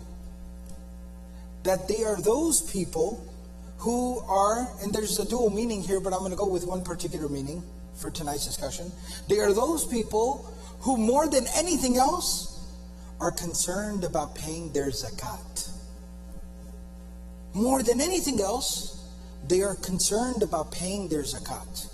That's the most important thing to them. That's the bill they're concerned about the most. Before they pay their rent, before they pay their electricity, before they pay their cable bill, they're first concerned about their zakat.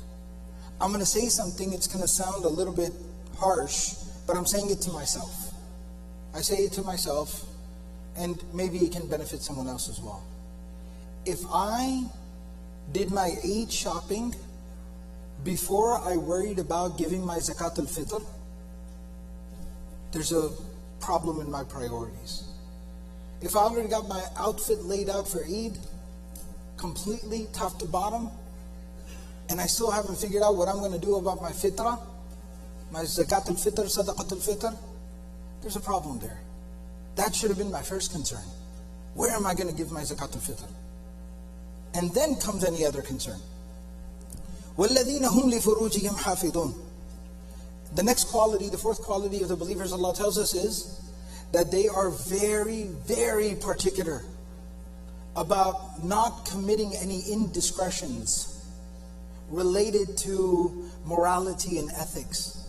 They are very particular and careful about sins of a sexual or intimate nature. I want to try to speak in a little bit more euphemisms. It's a family gathering. But everybody should understand what I'm talking about. They're very particular when it comes to misdeeds of a sexual nature, illegitimate relationships, inappropriate dynamics. They're very, very careful about that. Nothing outside of marriage. They're very careful about that, above everything else. And again, you think about it, some people are very particular about some things. They'll never lie, they'll never cheat, they'll never run through a red light, they'll never speed, they'll never do any of those things. But the one place where a lot of people falter and mess up is inappropriate relationships. So that's the thing that they lock down. That's the thing where they put down the lines very definitively. I'm not going to engage in inappropriate behavior. And then Allah subhanahu wa ta'ala tells us, إِلَّا عَلَىٰ أَزْوَاجِهِمْ أَوْ مَا مَلَكَتْ أَيْمَانُهُمْ فَإِنَّهُمْ غَيْرُ مَلُومِينَ. Sexual desires, intimate desires, they're part of human nature, but Allah has created an outlet for you, and it's called marriage. فَمَنِ ابْتَغَى وَرَاءَ ذَلِكَ فَأُولَٰئِكَ هُمُ الْعَادُونَ. When you go outside of marriage to fulfill those desires, you are crossing the line. هُمُ الْعَادُونَ. You're crossing the line, Allah says. Then Allah subhanahu wa ta'ala tells us the next quality of the believers, the fifth quality. وَالَّذِينَ هُمْ لِأَمَانَاتِهِمْ وَعَهْدِهِمْ رَاعُونَ. That they are those people who are very, very diligent. Ra'un. Ra'un comes from ra'i, like a shepherd. Think about how a shepherd watches his flock. Think about how a security guard does their patrol. Right? That's how they are. They're like a security guard. They're like a shepherd. They're always on watch when it comes to the trust that has been given to them. Whenever anyone has trusted them, entrusted something to them, they are very diligent about that. They will never violate people's trust. وَعَهْدِهِمْ. Ahad refers to like when you give somebody your word, when you make someone a promise. The Prophet ﷺ said, عِدَّةُ الْمُؤْمِنِ كَأَخْذِ الْكَفِّ. The word of a believer is like a handshake. Oh, we didn't sign anything. We didn't, shake on it. No, you gave me your word. Anas ibn Malik radiallahu ta'ala anhu, he says in a hadith, he served the Prophet ﷺ for 10 years. He heard every single khutbah the Prophet ﷺ gave for 10 years. And he says, مَا خَطَبَ النَّبِيُّ صَلَّى اللَّهُ عَلَيْهِ وَسَلَّمَ قَطُّ. I never, ever, ever heard a single khutbah of the Prophet ﷺ where he did not say the following words. إِلَّا أَنْ قَالَ لَا إِيمَانَ لِمَنْ لَا أَمَانَةَ لَهُ. There is no faith for someone who cannot be trusted. Think about that. وَلَا دِينَ لِمَنْ لَا عَهْدَ لَهُ. That person has no religion whose word cannot be counted on. May Allah forgive us. So that's who a believer is. Their trust, their word is bond, is gold, is solid. And then Allah subhanahu wa ta'ala loops back around, and the next characteristic of a believer He gives us is وَالَّذِينَ هُمْ عَلَى صَلَوَاتِهِمْ يُحَافِظُونَ. And the believers are those people who particularly are very regular, punctual, on top of their prayers. In the beginning it talked about the quality of the prayer. Now it's talking about maintaining even the quantity and the timings of the prayers. So now, real quickly, let's look back from the top and see there's a progressive order here that develops. Ibn Kathir, Imam al-Qurtubi, Imam Razi, rahimahumullah ta'ala, all the great mufassirun, they all talk about that there's a very interesting, progressive, kind of developmental tarbiyah, developmental process that you're seeing unfolding here in the development of a believer. It started off by first really buckling down, investing yourself into having a quality relationship with Allah. Trying to, even if it's for a few moments, a few minutes, really trying to block everything out and talking only and solely to Allah. Once you can find some quality, once you experience a conversation with your Lord, it kind of switches something on inside of you. It sparks something inside of you. Then what happens? You taste the sweetness of faith. You taste the sweetness of spending time with your Rabb, with Allah. Munajat ma'Allah. And then all of a sudden, a lot of the frivolous, useless activity you have in your life, it no longer interests you. It no longer piques your interest. So you start naturally removing the excess from your life because you want more time for Allah. Now once you're not spending time in frivolous activity, you know what you also, as a side effect of that, as a consequence of that, you know what you also start to save on? Money. Because when you have these kind of useless activities and useless things in your life, that also uses up a lot of money as well. So now you're not spending time doing all these things, and now you find you all of a sudden have a lot of money to spare. What are you going to do with this money? Here's another way to get closer to Allah. So now you start giving zakat, and you start becoming more charitable. You all of a sudden have a lot more sadaqah jariyah going on. And now that you're not spending time in bad places and spending money doing bad things, you naturally don't find yourself in the environments that lead to a compromising of your ethics and your morality. You're not in bad situations. You're not around, troublesome people, troublesome places. So now you find yourself getting away from a lot of the sins that were tempting you previously. And once you now start to refine yourself as a human being, become more ethical and moral as a human being, you naturally, that starts to affect your character. You are now a more God-conscious person. So now when a brother trusts you with something, now when you give your word to someone, you care more about keeping that word because you know Allah is watching. Allah is listening. Allah knows all. And then comes that level of perfection where كان رسول الله صلى الله عليه وسلم يذكر الله على كل أحيانه. You're always mindful of your Lord. And then you're always observant throughout your day from Fajr to Isha. You're always mindful of, it's time for me to talk to Allah. It's time for me to talk to Allah. It's time for me to talk to Allah. Like the Prophet ﷺ describes a person who will get a place in the shade of Allah. يَوْمَ لَا ظِلَّ إِلَّا ظِلُّهُ. That person who is just, they get done with one prayer and they're already concerned about the next prayer. May Allah make us from amongst them. And now when you have this kind of development occur within a person, what is the outcome? What is the reward? Allah says, أُولَٰئِكَ هُمُ الْوَارِثُونَ. Those people, they are the ones. Allah again says it with emphasis. Hum. Those people, they are the ones. Al-warithun, who will inherit. Who are the inheritors. What are they going to inherit? الَّذِينَ يَرِثُونَ الْفِرْدَوْسِ. They will inherit the highest levels of paradise. هُمْ فِيهَا خَالِدُونَ. And they will remain therein for all of eternity. The scholars explain, why did Allah say they will inherit paradise? Why not just say they will receive paradise, they will enter paradise, they will be given paradise? Why will they inherit? Allah is using the word of inheritance figuratively, because think about what inheritance means. If there's a son and the father dies, the son inherits. And that inheritance is the right of that son. And depriving that son of the inheritance of the father is a crime.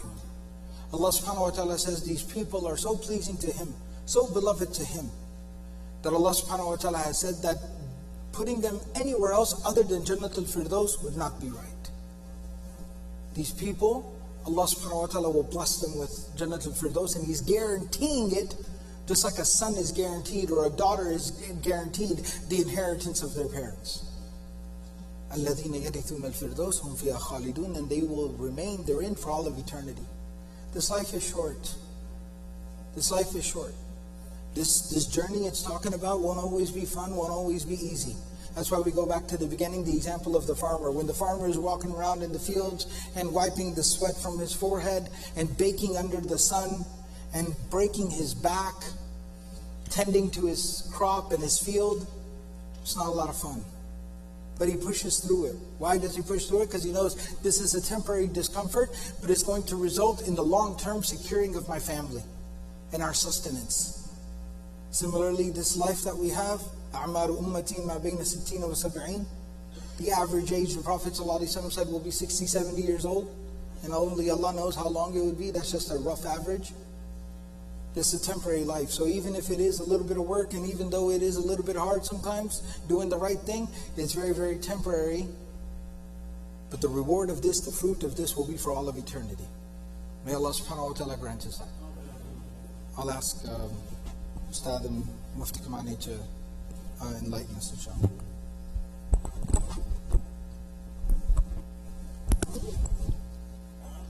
Assalamu alaikum. Bismillah, alhamdulillah, wa salatu wa salamu ala rasulillah wa ala alihi wa sahbihi ajma'in.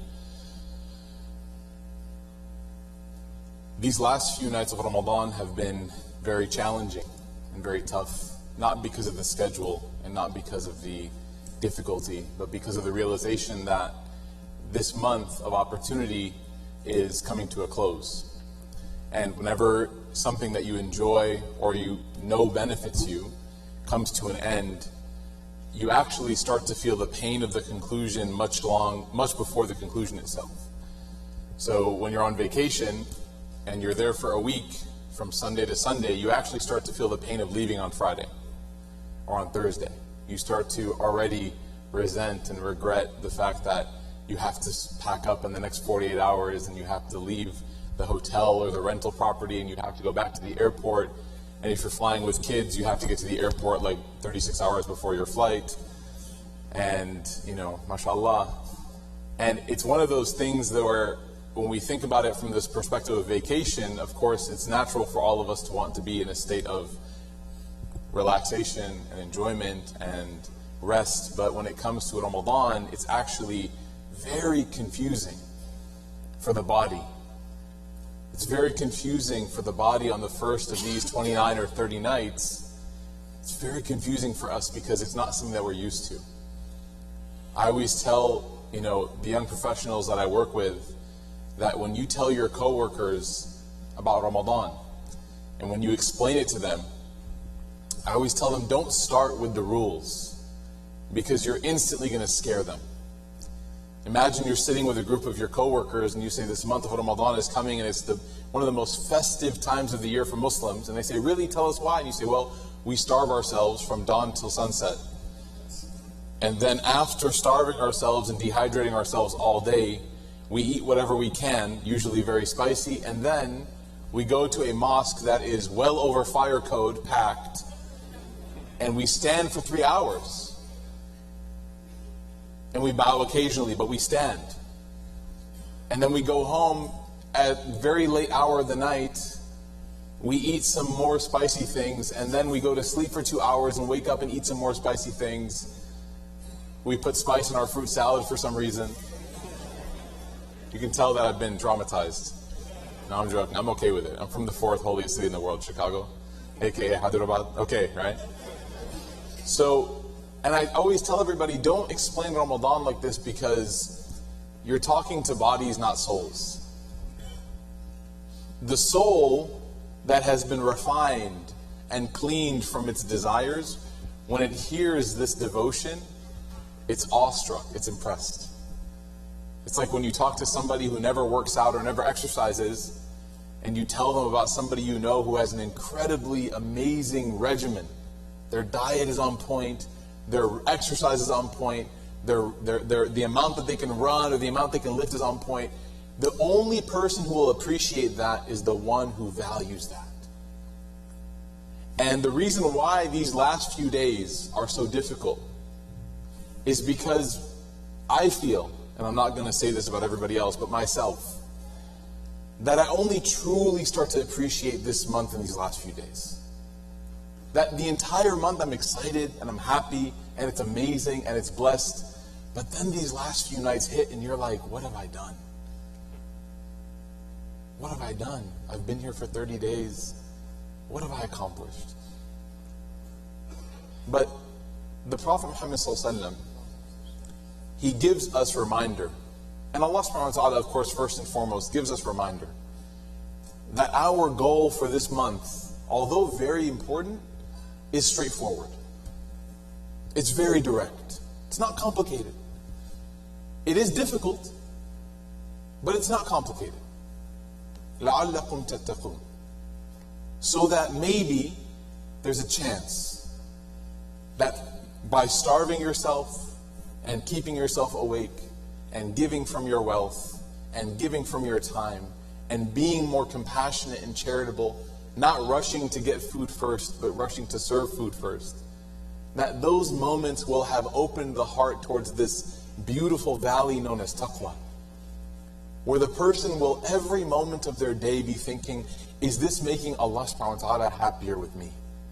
Am I getting closer to Allah or further away from Him? And one of the things that is one of the fruits, a thamra, of this valley of taqwa is this remarkable aspect that I feel like honestly we don't talk about enough. How many of you here have work tomorrow? Apparently Alan doesn't work. Okay, mashallah, right? How many of you have responsibilities as well tomorrow? How many of you have things to do? How many of you in these last 10 nights or in Ramadan have thought to yourself, I don't know how I'm going to do at work? Any students here had exams during Ramadan? How many of you thought to yourself, I don't know how I'm going to take these exams while fasting? Any of you gave charity this month? Anyone gave charity this month? Okay, alhamdulillah. Everyone's trying to hide their good deeds. It's okay, your left hand can be behind your back. Just raise your right hand, okay? It doesn't have to know. How many of you, when you gave that check or when you gave that cash, you said, I'm not sure how I'm going to recover this money? One of the fruits of this month, subhanAllah, is that we close our eyes, we put our hands at our sides, and we fall to Allah subhanahu wa ta'ala. Without knowing how we're going to recover. Without knowing how we're going to be caught. It reminds me of my son, this very evening, 2 hours ago, because it's Ramadan and he's awake till midnight, don't call the cops on me, okay? I was brushing his teeth, and in order to brush his teeth, I put him on the counter, because he likes to look at himself in the mirror when he brushes his teeth. I don't know where he got that from. So, I was brushing his teeth, and we finished brushing his teeth, and wallahi, I was thinking, what he does normally is he rinses his mouth, he turns to me, and he just falls. And I thought to myself, what if I wasn't there? What if I was looking the other way? What if I wasn't ready? What kind of trust does this 2-year-old have in his father that he literally can just lay all of his weight upon me and expect me fully to catch him without him being hurt? وَلِلَّهِ الْمَثِلُ الْأَعْلَى. And Allah's example is much greater than this for us. We sacrifice our bodies, we sacrifice our sleep, we sacrifice our wealth, we sacrifice our nafs, we become less angry, we control ourselves, and we trust and we say, oh Allah, I'm doing this all for you. كُتِبَ عَلَيْكُمُ الصِّيَامِ. I have no idea what this prescription, how you came up with it. I have no idea necessarily how it works. Some scholars have talked about what fasting does for the heart, but it's reflective. It's not definitive. Allah just told us, كُتِبَ عَلَيْكُمُ الصِّيَامِ. He doesn't say, and this is exactly step by step how this fasting is going to fix you. No. Just says do it, and you'll see the result. One of the things that fasting does for us in this month, or just existing in this month, is that it introduces us to this idea of not needing as much as we think we need, and not wanting as much as we want. How many of you have eaten less in the month of Ramadan than you normally do? MashaAllah. And you know what? That's a huge accomplishment, because the average person accesses or engages with food over 16 times a day. I know some of you are still able to do that from Maghrib till Fajr. MashaAllah, trying to set a record, okay? I'm not going to get in the way of your aspirations, right? But to stay away even from food and drink, to lose some weight, to feel the pain of hunger, is it in and of itself an accomplishment this month? Now, one of the things that the Prophet ﷺ does for us is his hadith, his sunnah, beautifully explains some of the benefits of what Allah tells us to do in the Quran. That's why it's important to understand that the Quran without the Sunnah is an incomplete Islam. The Quran without the Sunnah is an incomplete application of a person's Islam. Because the Quran gives us very beautiful understandings or concepts, but the Prophet ﷺ, he details those for us. So Allah Ta'ala tells us in the Quran to, for example, not love the dunya, to not place anything over Him, to not give priority to anything over Allah. And the Prophet ﷺ describes for us beautifully one of the results of this. And the reason I'm sharing this with you is because I hope that on Eid, I hope that on the day of Eid, whether it's Tuesday or whether it's Wednesday, I'm not sure if this masjid has decided yet, but I hope, inshallah, that we will have accomplished what the Prophet ﷺ teaches us here. Say inshallah. He says, قال رسول الله صلى الله عليه وسلم, this is a hadith that's narrated by Zayd bin Thabit, a very close companion of the Prophet ﷺ, one of his closest companions. He says, من كانت الدنيا همه فرق الله عليه أمره وَجَعَلَ فَقْرَهُ بَيْنَ عَيْنَيْهِ. He says that whoever, this person, an individual, that the dunya, meaning this material life, meaning chasing wealth, buying that new car, buying that new house, saving up, getting those investments and returns, and that's all your focus is. Hammahu, that it's their complete and total desire. He says Allah Ta'ala will take and gather poverty and fear of poverty, and He will place it where? Bain aynayhi, right in front of his eyes. Like everywhere I look, if my obsession is with wealth and acquisition of wealth and eating more food and buying more things, then Allah Ta'ala, one of the disease or the symptoms of that disease, Allah Ta'ala has given that disease, is that that person will not be able to wake up a single morning without fearing poverty. That they're going to wake up and they're going to wonder, what's my bank balance? Okay, alhamdulillah. After breakfast, what's my bank balance? Alhamdulillah. Later that night, what's my balance? Oh no, the bills hit. What am I going to do? Even though your stomach is full, your air conditioning is running, your bed is warm, your car's in the garage. But that person is irrationally fearful of poverty because they think that they control their risk. May Allah Ta'ala protect us. He says, وَلَمْ يَأْتِهِ مِنَ الدُّنْيَا إِلَّا مَا كُتِبَ لَهُ. And the sad part is, this person will not get that their anxiety, their fear of poverty, it won't benefit them. Because the Prophet ﷺ said they're only going to get what was written for them anyways. That worry, that concern, sometimes you get worried and one of your friends tells you, it's written, don't worry about it. You're becoming dysfunctional. You're losing your bearings. Don't worry, you've done your best. Realize that Allah has destined for you and that's what was written for you. That friend is telling you what? You're letting yourself go out of control and it's not going to benefit you. So the Prophet ﷺ said this constant lack of tawakkul, which is what that is, the person constantly thinks that their risk is in their hands. He says it actually is one of the greatest diseases that a person can have, and that person will be suffering from constant fear of poverty and they're not going to benefit from it at all. May Allah protect us. He says, وَمَنْ كَانَتِ الْآخِرَةِ نِيَّتَهُ جَمَعَ اللَّهُ لَهُ أَمْرَهُ. That Allah Ta'ala, whoever makes the afterlife their number one priority, their intent, then Allah will handle everything for them. Like having a manager, like having someone that'll take care of all of your needs. You don't have to worry about it. And he says, وَجَعَلَ عَيْنَاهُ في قلبه وآتته الدنيا وهي راغمة. That and Allah Ta'ala will send forth all of the wealth that this person was written for, even though they themselves, in their heart, they were reluctant about it.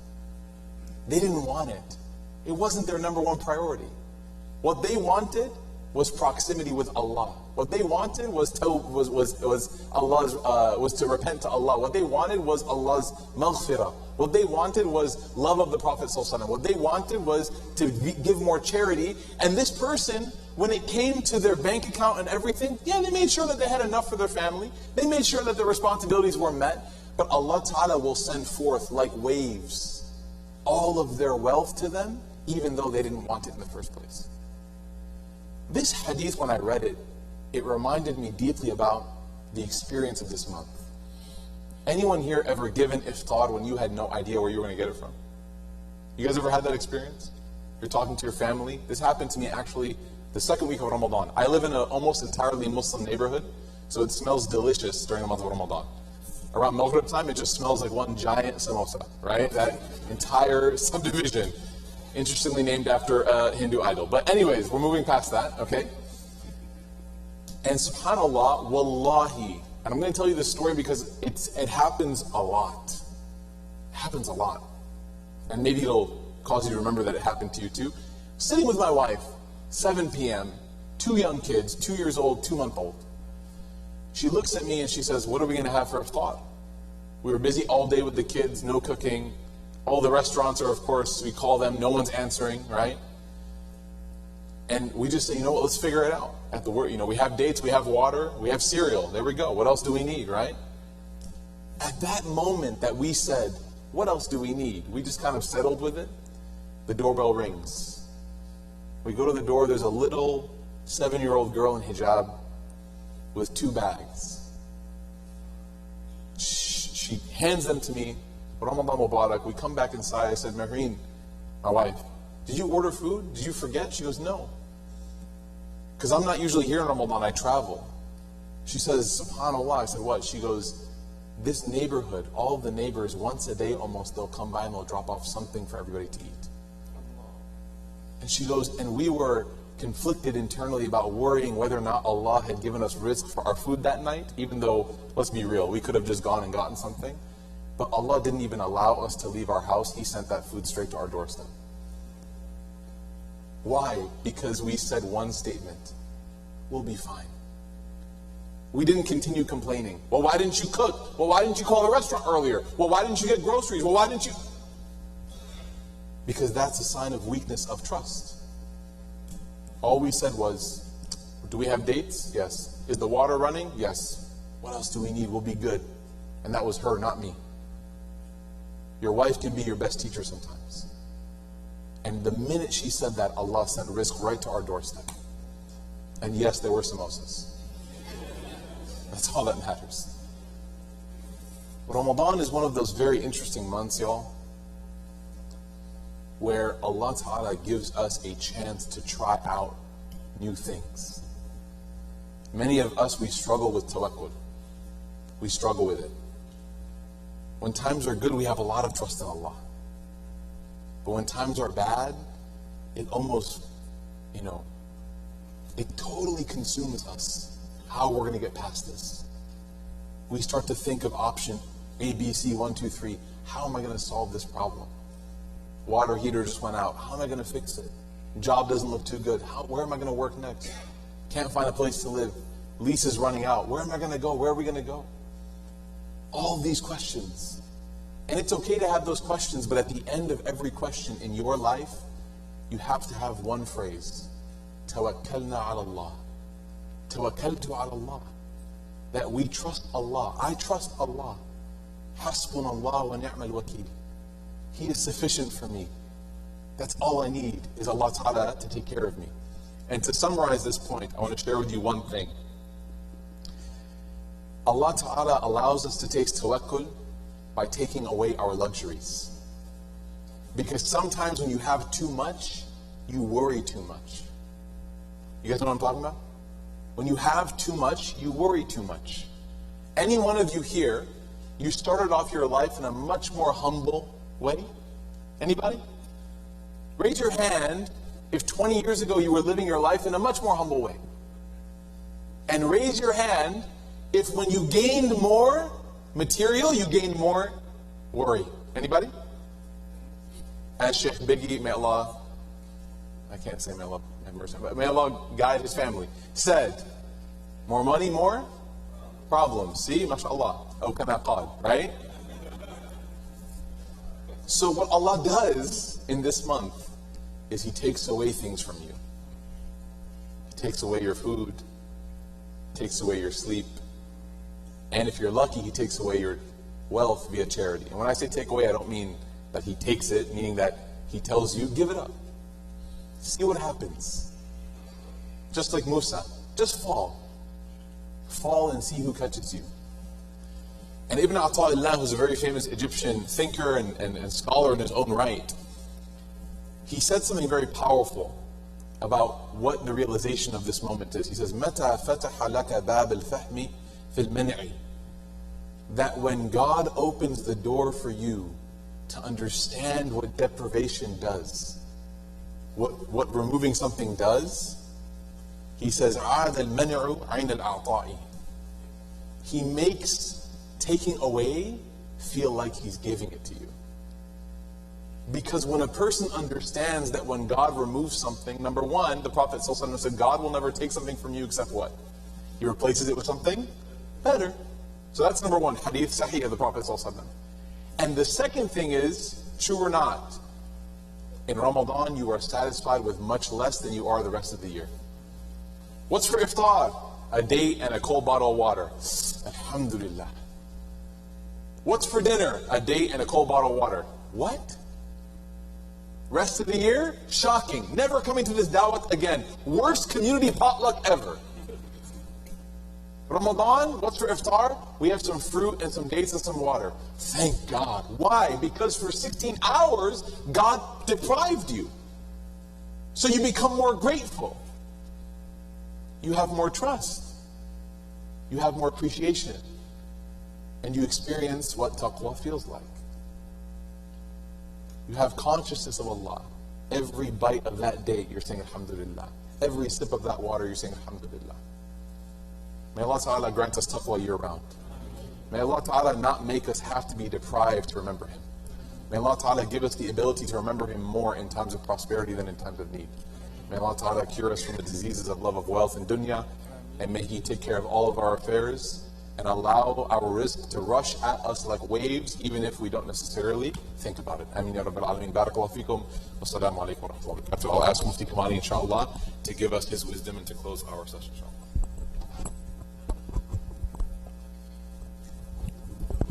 بسم الله الرحمن الرحيم الحمد لله الحمد لله وكفى وسلام على عباده الذين اصطفى خصوصا على سيد الرسل وخاتم الأنبياء وعلى آله الأزكياء وأصحابه الأتقياء أما بعد.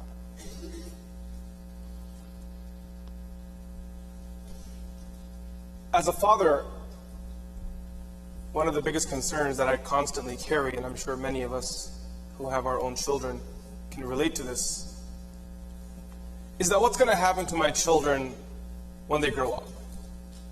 As times move on, the challenges that we face living in the West only increase. And the truth is, it's not only a Western issue, it's just anywhere in the world. The access that we have today, unfortunately, has corrupted our souls, corrupted our hearts.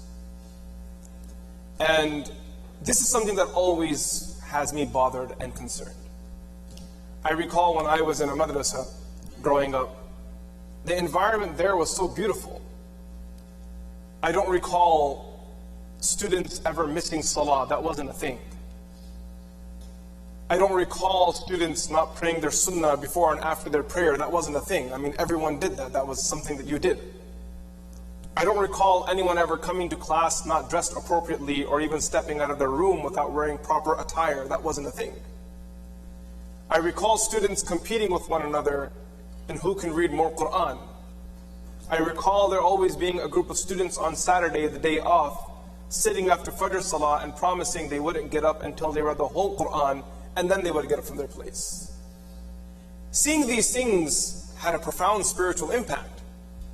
And then I look at my sons and I wonder to myself and my daughter, and I think, will they even know that this world exists? Will they even know these experiences are out there? So one time I called one of my teachers and I had a conversation with him, and I told him that I was really worried about raising my kids and I didn't know how to do it.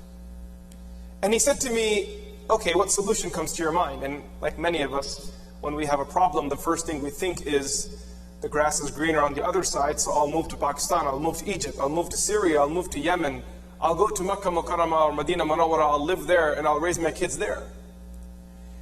And my teacher, he said to me that every Muslim majority country and city in the world today was once upon a time a Muslim minority. And the Muslims didn't run away from their problems because that was never the solution. They stuck to where they were, they grounded themselves, and they continued to push forward. He then said to me that some of the greatest men that existed in the history of mankind, they all grew up in environments where things weren't ideal. Sayyidina Musa alayhi salam grows up in the house of Fir'aun. It's not ideal. I mean, the guy's claiming, Ana Rabbukum al-A'la, I am God. Musa alayhi salam, Yusuf alayhi salam spends the prime years of his life in a prison in the house of the Aziz. Rasulullah sallallahu alayhi wasallam spends the early years of his life in Makkah Mukarramah, in which idol worshipping is prominent. He said these people, they didn't run away from their problems because they knew that Allah subhanahu wa ta'ala could be with them no matter where they were. No matter whenever they were. Their Allah could be with them. They would just need to humble themselves in front of Allah, call out to Allah, and they would find Allah subhanahu wa ta'ala. My teacher then said to me, there are 2 du'as you must always make in your life. And to be honest with you, I'm going to keep my words very brief and short, because the qiyam will continue as well. The 2 du'as that he told me, the first thing he said is, always make this du'a, Allahumma waffiqni lima tuhibbu wa tarda. And I know the word tawfiq is defined in many different ways. Some people define it as divine inspiration, but that definition seems very foreign and distant. I'm not sure what divine inspiration means. Is that something metaphysical? Is that, super spiritual? When I think of waffiqni, when I ask Allah for tawfiq, in my mind, I'm asking Allah for perspective. Ya Allah, give me perspective that allows me to become a version of myself that you love and you're pleased with. Let me become that person. Let me become that Hussein that you're pleased with and you're happy with. Inspire me with thoughts and ideas. Inspire me with the game plan that I need as a father, that I need as a husband. Ya Allah, give me perspective on being a community leader, being a student of knowledge that pleases you. Because I can be a father that doesn't please you, or I could be a father that pleases you. And that's the one I want. Allahumma waffiqni lima tuhibbu wa tarda. Only 5 words, and I encourage everyone to make this dua. Allahumma waffiqni lima tuhibbu wa tarda. 5 words.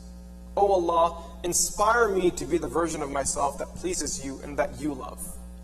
And the second thing he then said to me was, when you get tawfiq from Allah subhanahu wa ta'ala, having ideas is great, but they're not enough.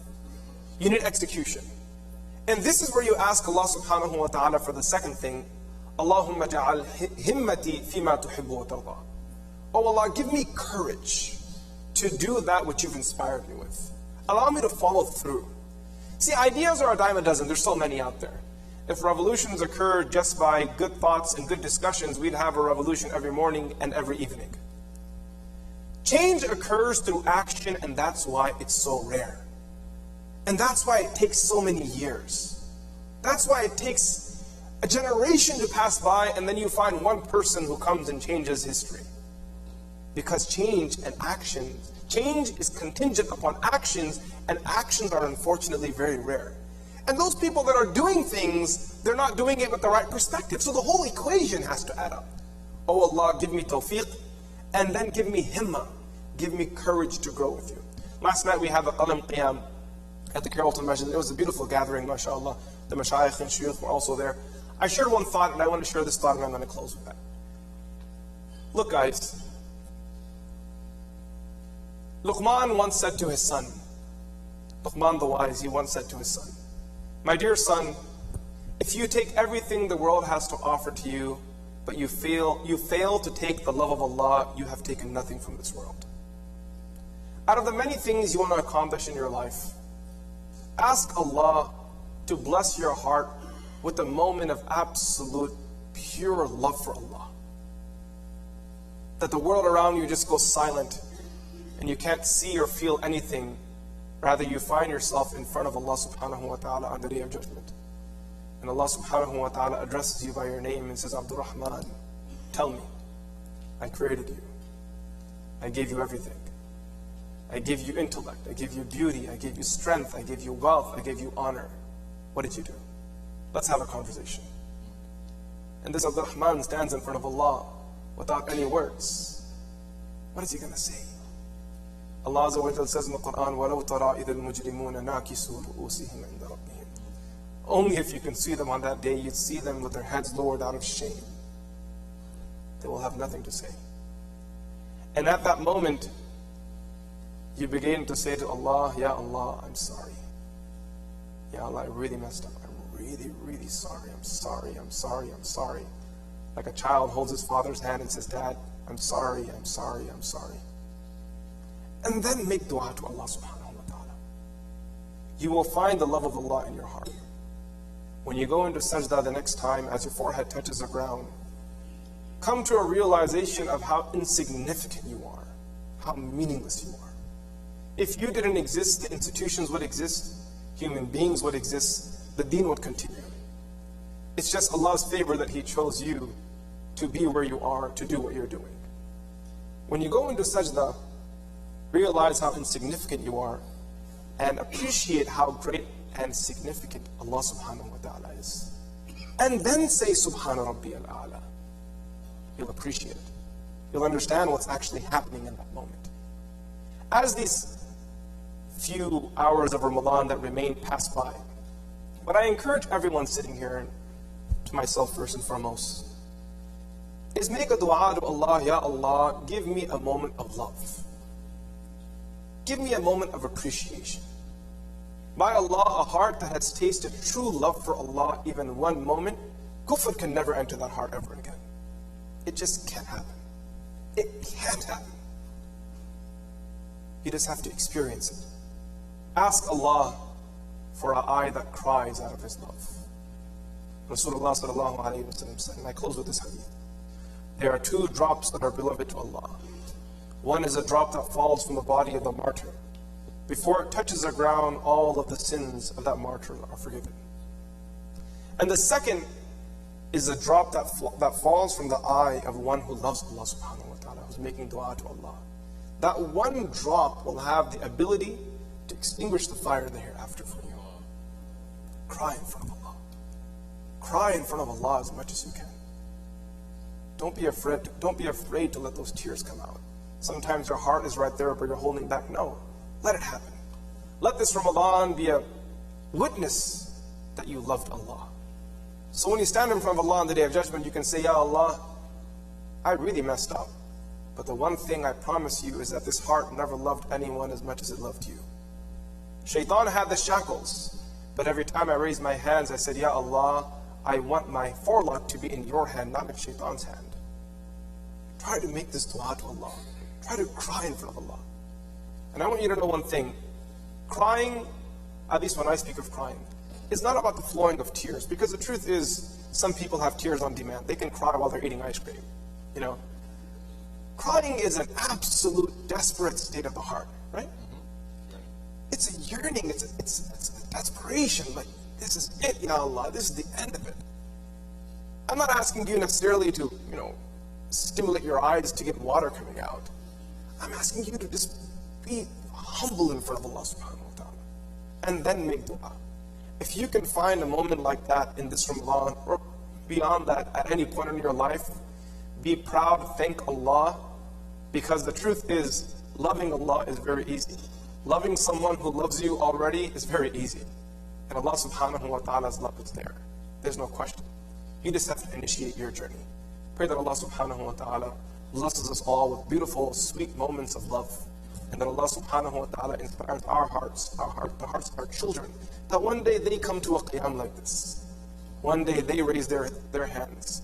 One day they do sajda at 3 a.m. in the morning. And that on the Day of Judgment, when Allah subhanahu wa ta'ala, inshaAllah, is calling us by our name forward, He isn't disappointed, rather He's very pleased to see us. Radiyatan mardiyah. Wa sallallahu ta'ala ala Sayyidina Muhammad. Assalamu alaikum wa rahmatullahi ta'ala wa barakatuh. La ilaha illallah. Assalamu alaikum wa rahmatullahi wa barakatuh. I would like to extend appreciation and thanks to all our esteemed guests and mashayikh. Jazakumullah khair for taking our time and traveling the distance to be here with our community this month on our Khatam night. Brothers and sisters, inshallah now, we will continue into the Qiyam. We're going to park it around 3:15, inshallah. Okay? So that'll give enough time for people to freshen up, go home, so we're back for Fajr, or also there's going to be some arrangements for sandwiches over here too, inshallah, after the Qiyam and Witr. So Jazakumullah khair. Inshallah, if we can get lined up, and momentarily, inshallah, we will get started.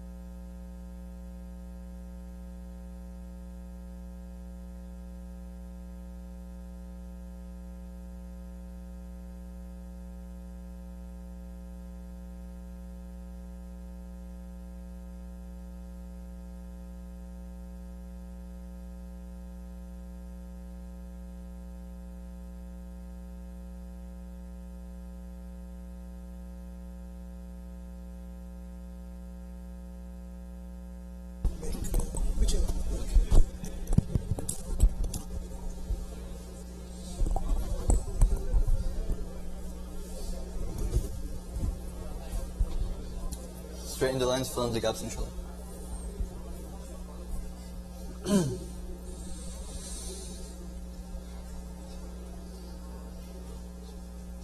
Allahu Akbar.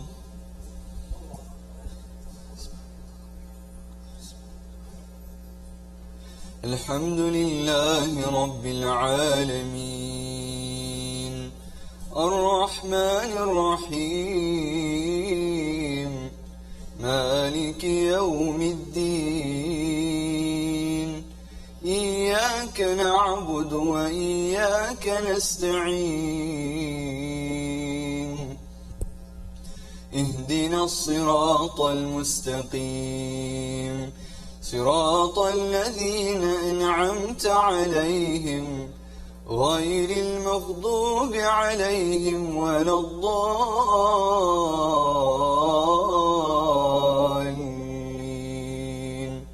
آمين. واتل ما أوحي إليك من الكتاب وأقم الصلاة إن الصلاة تنهى عن الفحشاء والمنكر ولذكر الله أكبر والله يعلم ما تصنعون. ولا تجادلوا أهل الكتاب إلا بالتي هي أحسن إلا الذين ظلموا منهم وقولوا آمنا بالذي أنزل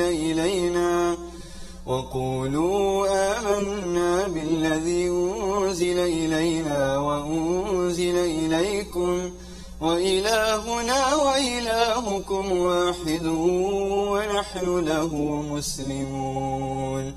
وكذلك أنزلنا إليك الكتاب فالذين آتيناهم الكتاب يؤمنون به ومن هؤلاء من يؤمن به وما يجحد بآياتنا إلا الكافرون.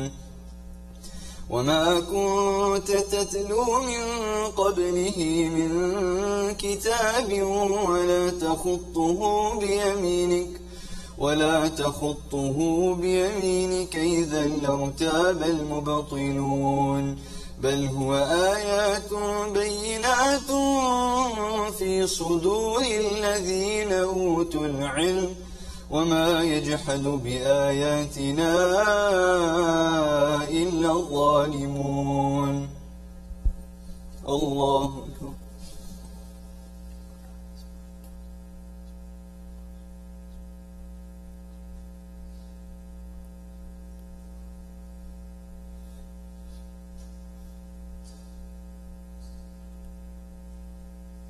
سمع الله لمن حمده. الله أكبر.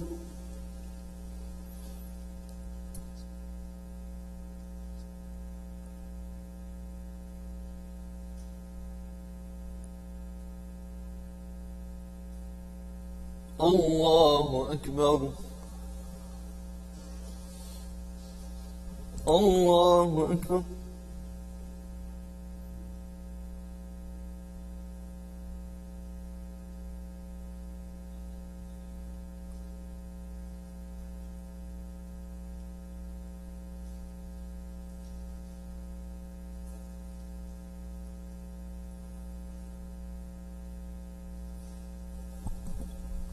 الله أكبر.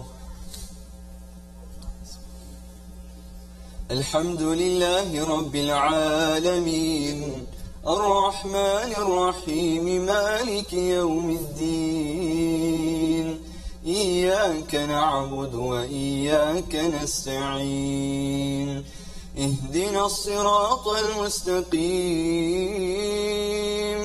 صراط الذين أنعمت عليهم غير المغضوب عليهم ولا الضالين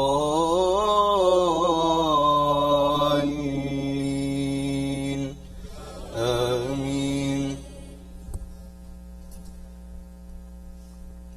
وقالوا لولا أنزل عليه آيات من ربه قل إنما الآيات عند الله وإنما أنا نذير مبين أولم يكفهم أنا أنزلنا عليك الكتاب يتلى عليهم إن في ذلك لرحمة وذكرى لقوم يؤمنون قل كفى بالله بيني وبينكم شهيدا يعلم ما في السماوات والأرض والذين آمنوا بالباطل وكفروا بالله أولئك هم الخاسرون ويستعجلونك بالعذاب ولولا أجل مسمى لجاءهم العذاب وليأتينهم بغتة وهم لا يشعرون يستعجلونك بالعذاب وإن جهنم لمحيطة بالكافرين يوم يغشاهم العذاب من فوقهم ومن تحت أرجلهم ويقول ذوقوا ما كنتم تعملون يا عبادي الذين آمنوا إن أرضي واسعة فإياي فاعبدون كل نفس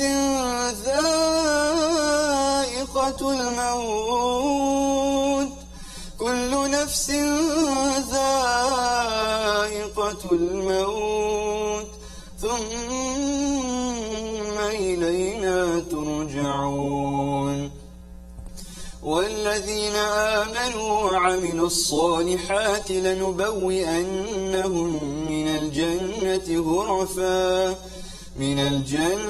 غرفا تجري من تحتها الأنهار خالدين فيها نعم أجر العاملين الذين صبروا وعلى ربهم يتوكلون الله أكبر.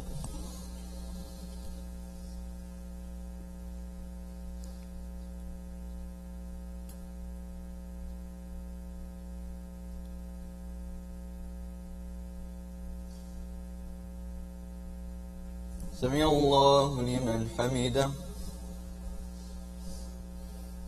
الله أكبر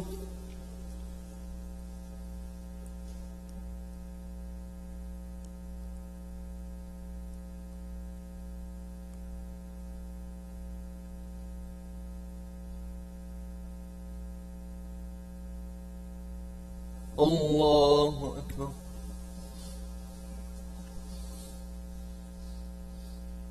الله أكبر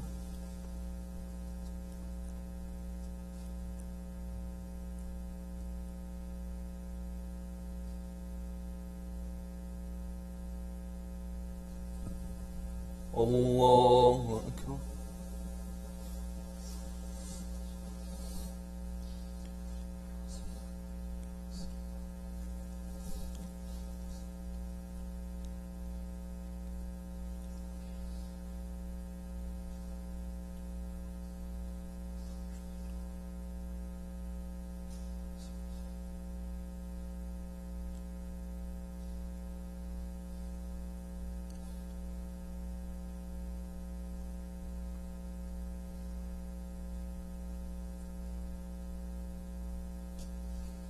السلام عليكم ورحمة الله السلام عليكم ورحمة الله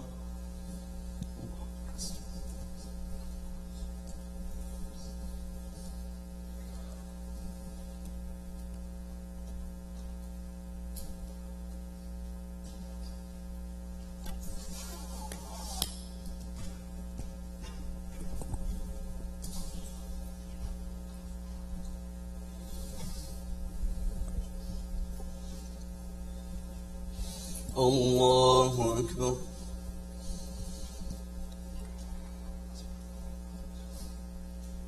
الحمد لله رب العالمين الرحمن الرحيم مالك يوم الدين إياك نعبد وإياك نستعين اهدنا الصراط المستقيم صراط الذين أنعمت عليهم غير المغضوب عليهم ولا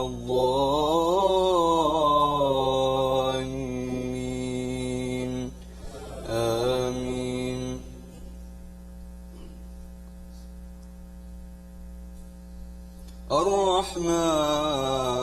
الرحمن علم القرآن خلق الإنسان علمه البيان الشمس والقمر بحسبان والنجم والشجر يسجدان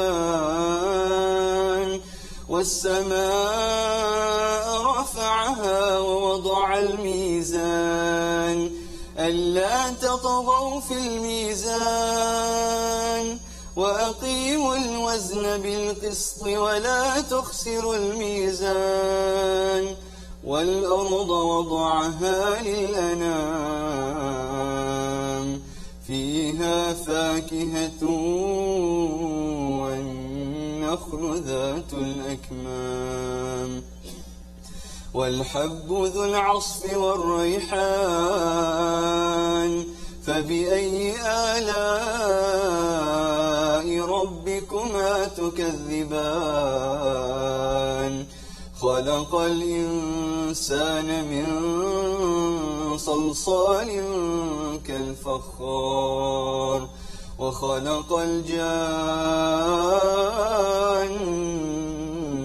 من مارج من نار فبأي آلاء ربكما تكذبان. الله أكبر.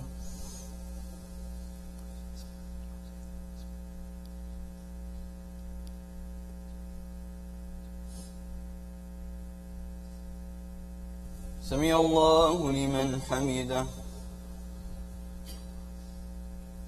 الله أكبر.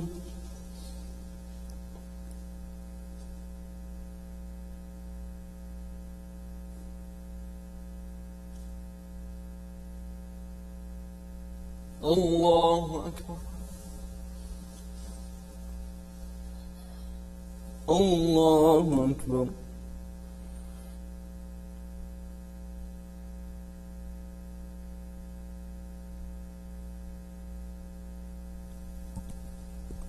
الله أكبر. الحمد لله رب العالمين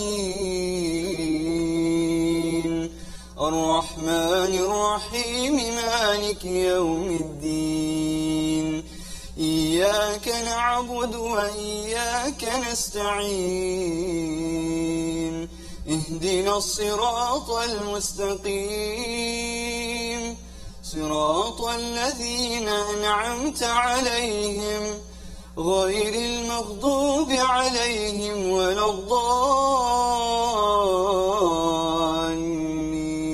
الضالين آمين. رب المشرقين ورب المغربين فبأي آلاء ربكما تكذبان مرج البحرين يلتقيان بينهما برزخ لا يبغيان فبأي آلاء ربكما تكذبان يخرج منهما اللؤلؤ والمرجان فبأي آلاء ربكما تكذبان وله الجوار المنشآت في البحر كالأعلام فبأي آلاء ربكما تكذبان كل من عليها فان ويبقى وجه ربك ذو الجلال والإكرام فبأي آلاء ربكما تكذبان الله أكبر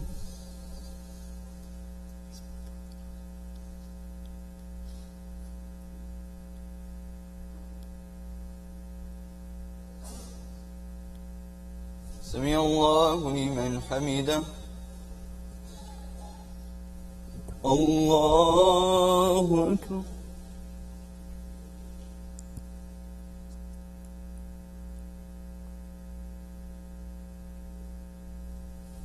الله أكبر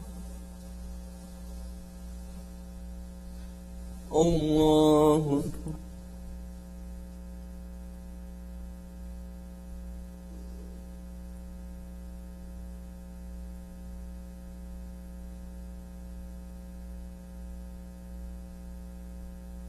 الله أكبر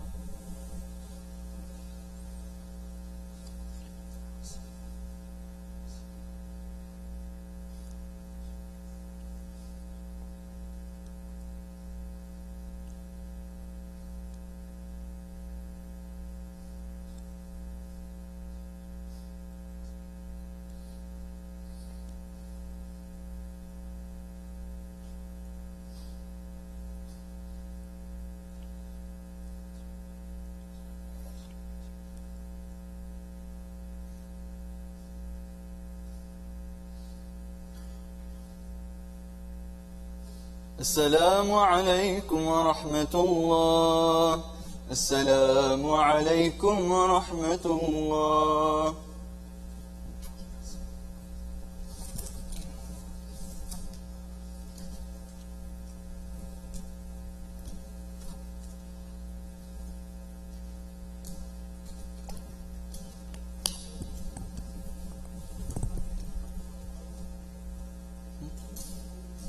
Okay, so the witr inshallah will be 3 rak'ah together and the dua will be after the ruku.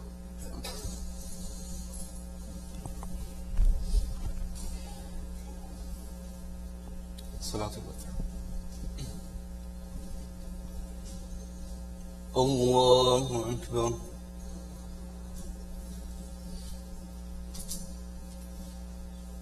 الحمد لله رب العالمين الرحمن الرحيم مالك يوم الدين إياك نعبد وإياك نستعين اهدنا الصراط المستقيم صراط الذين أنعمت عليهم غير المغضوب عليهم ولا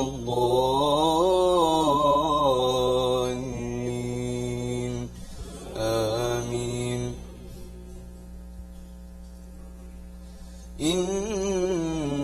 إنا أنزلناه في ليلة القدر وما أدراك ما ليلة القدر ليلة القدر خير من 1000 شهر تنزل الملائكة والروح فيها بإذن ربهم من كل أمر سلام هي حتى مطلع الفجر الله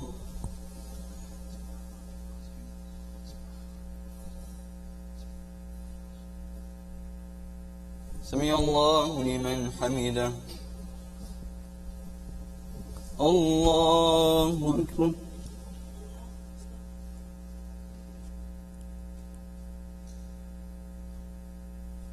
الله أكبر الله أكبر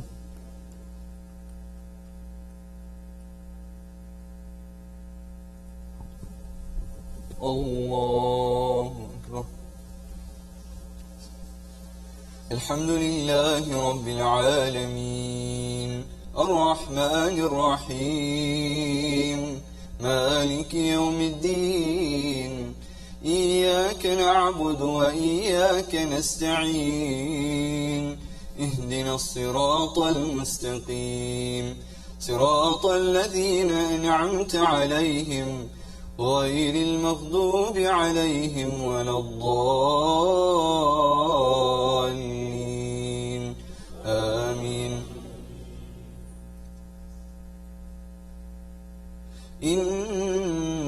إنا أعطيناك الكوثر فصل لربك وانحر إن شانئك هو الأبتر الله أكبر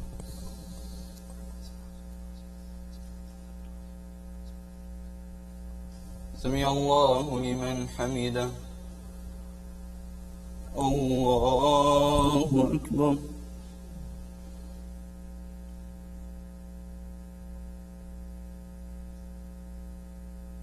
الله أكبر الله أكبر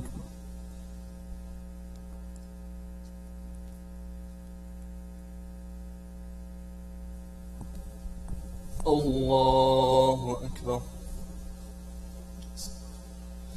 الحمد لله رب العالمين الرحمن الرحيم مالك يوم الدين إياك نعبد وإياك نستعين اهدنا الصراط المستقيم صراط الذين أنعمت عليهم غير المغضوب عليهم ولا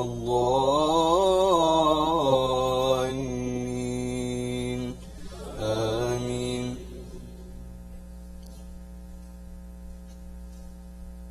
قل هو الله أحد الله الصمد لم يلد ولم يولد ولم يكن له كفوا أحد الله أكبر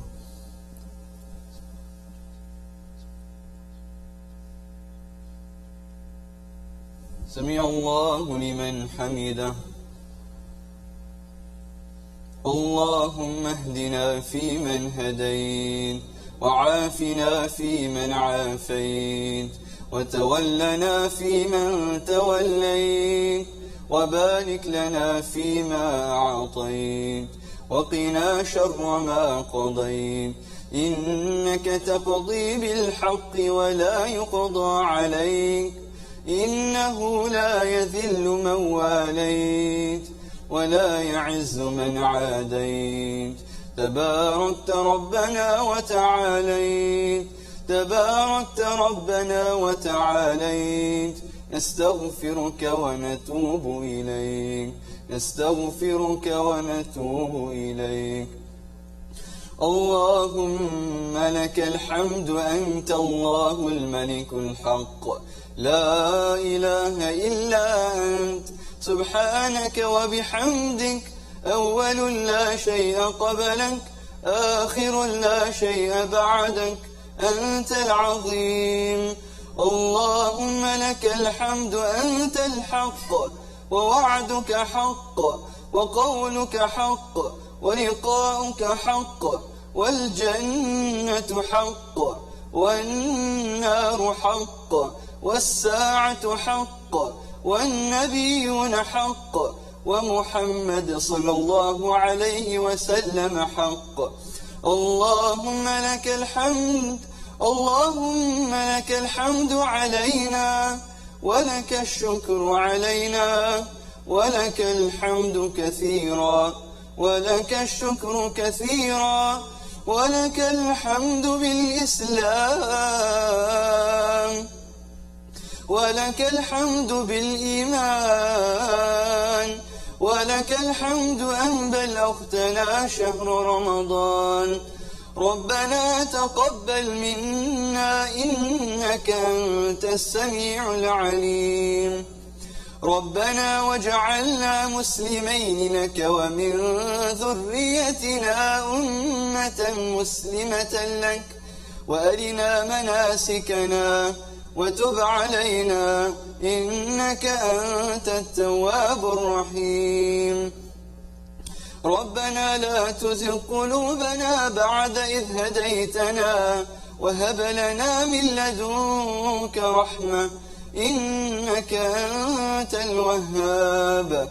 ربنا آتنا في الدنيا حسنة وفي الآخرة حسنة وقنا عذاب النار. ربنا لا تؤاخذنا إن نسينا أو أخطأنا. ربنا ولا تحمل علينا إصرا كما حملته على الذين من قبلنا. ربنا ولا تحملنا ما لا طاقة لنا به واعف عنا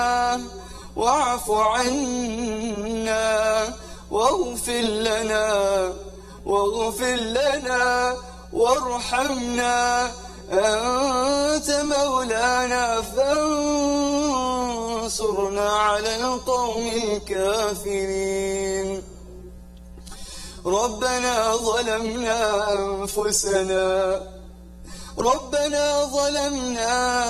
أنفسنا وإن لم تغفر لنا وترحمنا لنكونن من الخاسرين. ربنا اصرف عنا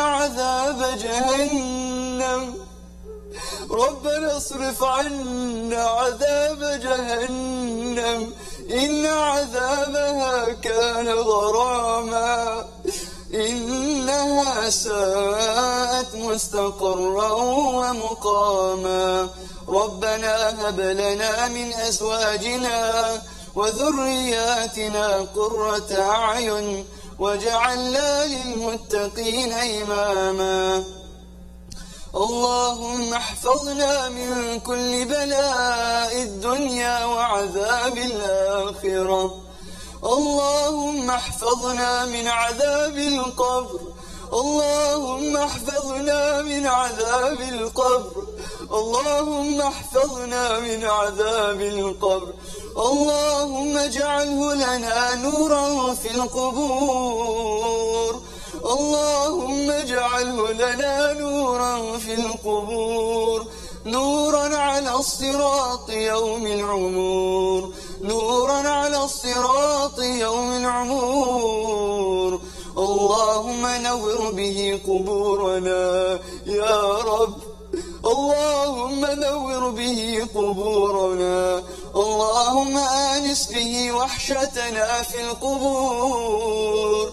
اللهم آنس به وحشتنا في القبور يا الله يا أرحم الراحمين. اللهم اجعلنا من أهل القرآن. اللهم اجعلنا من أهل القرآن. اللهم اجعل القرآن العظيم ربيع قلوبنا. اللهم اجعل القرآن العظيم ربيع قلوبنا ونور صدورنا وذهاب همومنا وغمومنا. اللهم اجعلنا من الراشدين. اللهم اجعلنا من الراشدين. اللهم اجعلنا من التوابين واجعلنا من المتطهرين واجعلنا من عبادك الصالحين. اللهم اجعلنا من الصالحين. اللهم اجعلنا من الصالحين. اللهم اجعلنا من الشاكرين. اللهم اجعلنا من الشاكرين. اللهم إنك عفو تحب العفو فاعف عنا يا كريم يا كريم. اللهم إنك عفو تحب العفو فاعف عنا. اللهم تقبل دعانا.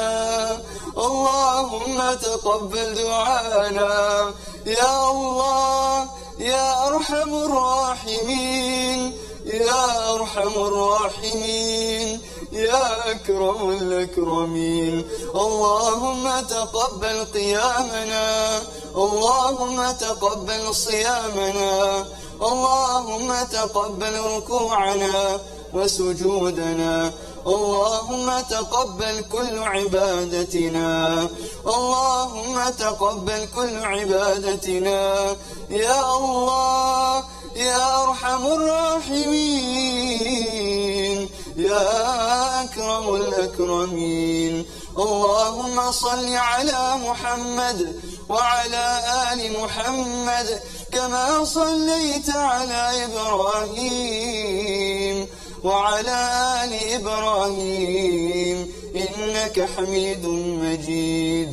اللهم بارك على محمد وعلى آل محمد كما باركت على إبراهيم وعلى آل إبراهيم إنك حميد مجيد.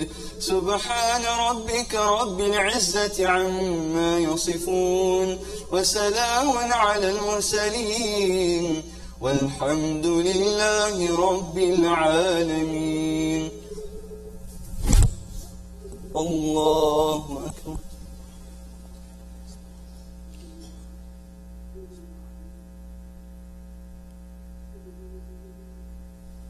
الله أكبر.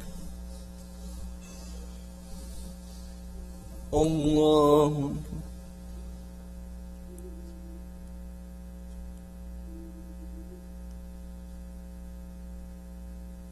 الله أكبر.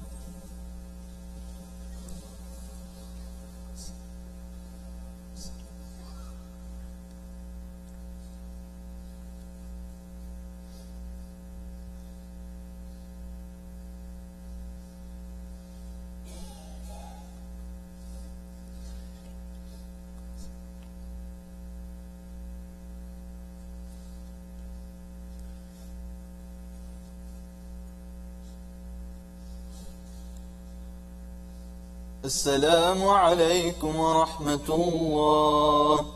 السلام عليكم ورحمة الله.